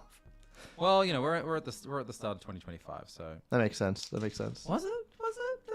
I thought it was last year. No, I thought you did that last year. No, it was 2023. 2023. Well, for there's a 65 Aussie dollars. It was after tax and conversion for me to pay for it here. Yeah, $65. Mm-hmm. Anyway, for those, Big W is like a department store in Australia, and I'm sure it's like I got excited when I saw the local stores around NSW. Yeah, it's a department store, and is it like a Walmart? Is that essentially or a Target? Australia, or yeah, in essence, but nothing is like Walmart or the Targets that you guys have in the States. Like anyone who's American that's gone to like our department stores would be like, wait a second, what is this? Why is this so tiny? Okay. The Walmarts and Targets you guys have here in the States are just mind-bogglingly huge. Ours don't have like supermarket or like grocery sections. They don't have drugstores. They don't sell liquor. Are you a Walmart or a Target fan? Like I'm Target. Team Target? Okay. Walmart is a bit dodge. Yep. But yeah, there's a department store in Australia, and they were clearancing out a lot of Mario Lego and like some Transformers and bits and pieces, like stuff that I kind of thought was fun. Mm-hmm. And I was driving. Again, I feel like I'm framing a lot of points like this. It's like, oh, if you do or don't know Australia, here's some things about it. But our it's been a very educational Australian stream. Like our country is pretty much the same size as America. However, our major cities are very, very far apart. Like we don't have the same kind of thing here where you have close major cities, and you can like to drive from one to another takes 10 to 12 hours. And I had some Lego shows I was doing regionally, and so I was driving from Melbourne to Sydney. We were like, oh yeah, Melbourne and Sydney. I look at on a map and they're really close, but they're actually, a long ways away. Yeah, I usually set aside 12 hours if I want to drive from Melbourne to Sydney. Dang. And what started as a bit of a joke escalated into me visiting 37, 38 Big W's maybe, like that were up and all down the searching coast. For just looking for stuff on look, it was more so just a bit of a gag more than anything. I had some time off work, and it was just a way to break up the drive originally. I was like, oh, if I can, I've got a 10-hour drive ahead of me. If I leave in the morning and can break up my trip by going to some shopping centers or checking out some department stores for maybe some cheap like Lego and things like that. Like a lot of the stuff they had in the Mario Lego was like 70 to 80% off. And then it's worth it to buy it, when it's that cheap. Good for building mocks, good for parts. A cheap, enjoyable experience, I guess. So yeah, I went to a lot of Big W's, and I was updating my travels daily as I was going up and down the coast visiting Big W. And then I got a tattoo. Where's this camera? You got a Big W tattoo as well? No. I was getting this tattoo done in Queensland, and I was halfway. I was gonna say, if you got a Big W tattoo, that would be crazy. No, I was getting this tattoo up in Queensland, and I was already in New South Wales. I was like, well, if I've already driven to New South Wales, I may as well drive to Queensland. Which is a 24-hour drive from where I live. And then just saw even more Big W's and stuff along the way. So it's crazy. It kind of escalated into just a bit of a gag of like, how far can I push this psychotic adventure that I'm going on? And the result is 37 Big W stores. Wow, I love it. It was a whole saga, really. Like it was a very enjoyable experience to vicariously live through you. Well, Playmation Shorts, funnily enough, Adam is putting on his final sticker. I think he's actually on the last page of the... I'm almost done here. Oh, do you have a whole nother bag? Oh, shoot. I do. we might call it a this bag. I didn't realize I had a whole other bag. It looks like just the disc, and then okay, the satellite, the space shuttle. Okay. You got a while left. We got a while left, but we're already at like 2.5 hours. Yeah, so this is a long one. This is a long one. I'm hungry. Yeah, we're gonna wrap things up here, but I will show off the progress here. Looks good. And we're stopping at bag. Whoops, we're stopping at bag 6 of 7. I thought there was only 6 bags, but I was wrong. We've got the computer station here with the little chalkboard. There's a car, this tree. Yeah, this is a cool little display piece. I think it would look really good in like a classroom. So I'm gonna try and do some content in like a classroom. Bro's a slow builder. Hey, come on now, Holly. Where is this shade coming from? I did Donkey Kong by beast moding that build, and yeah, I guess it's live stream, but I'll have you on this stream eventually, Holly, and we can race or something. So how's that? But yeah, this is the evolution of SimSet. So big thank you to Lego and the Ambassador Network for sending this over, and big thank you, of course, to Mr. Dave Holder for appearing. And yeah, this was a fun time. Hope you guys enjoyed the stream.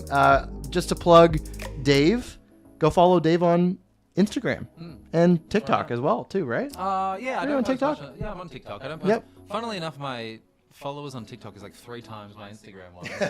Because I'll post. He's way more famous on TikTok, everybody. Post some dumb viral thing every once in a while. And people are far more likely to follow you on TikTok than Instagram. Go and follow Dave. No, it's just whatever. Yeah, there you go. Well, thank you guys for joining. We'll have to do our sign off here, so we just wave until we go to the black. All right, so let's say goodbye, everybody. Bye, everybody. See you next week. Bye.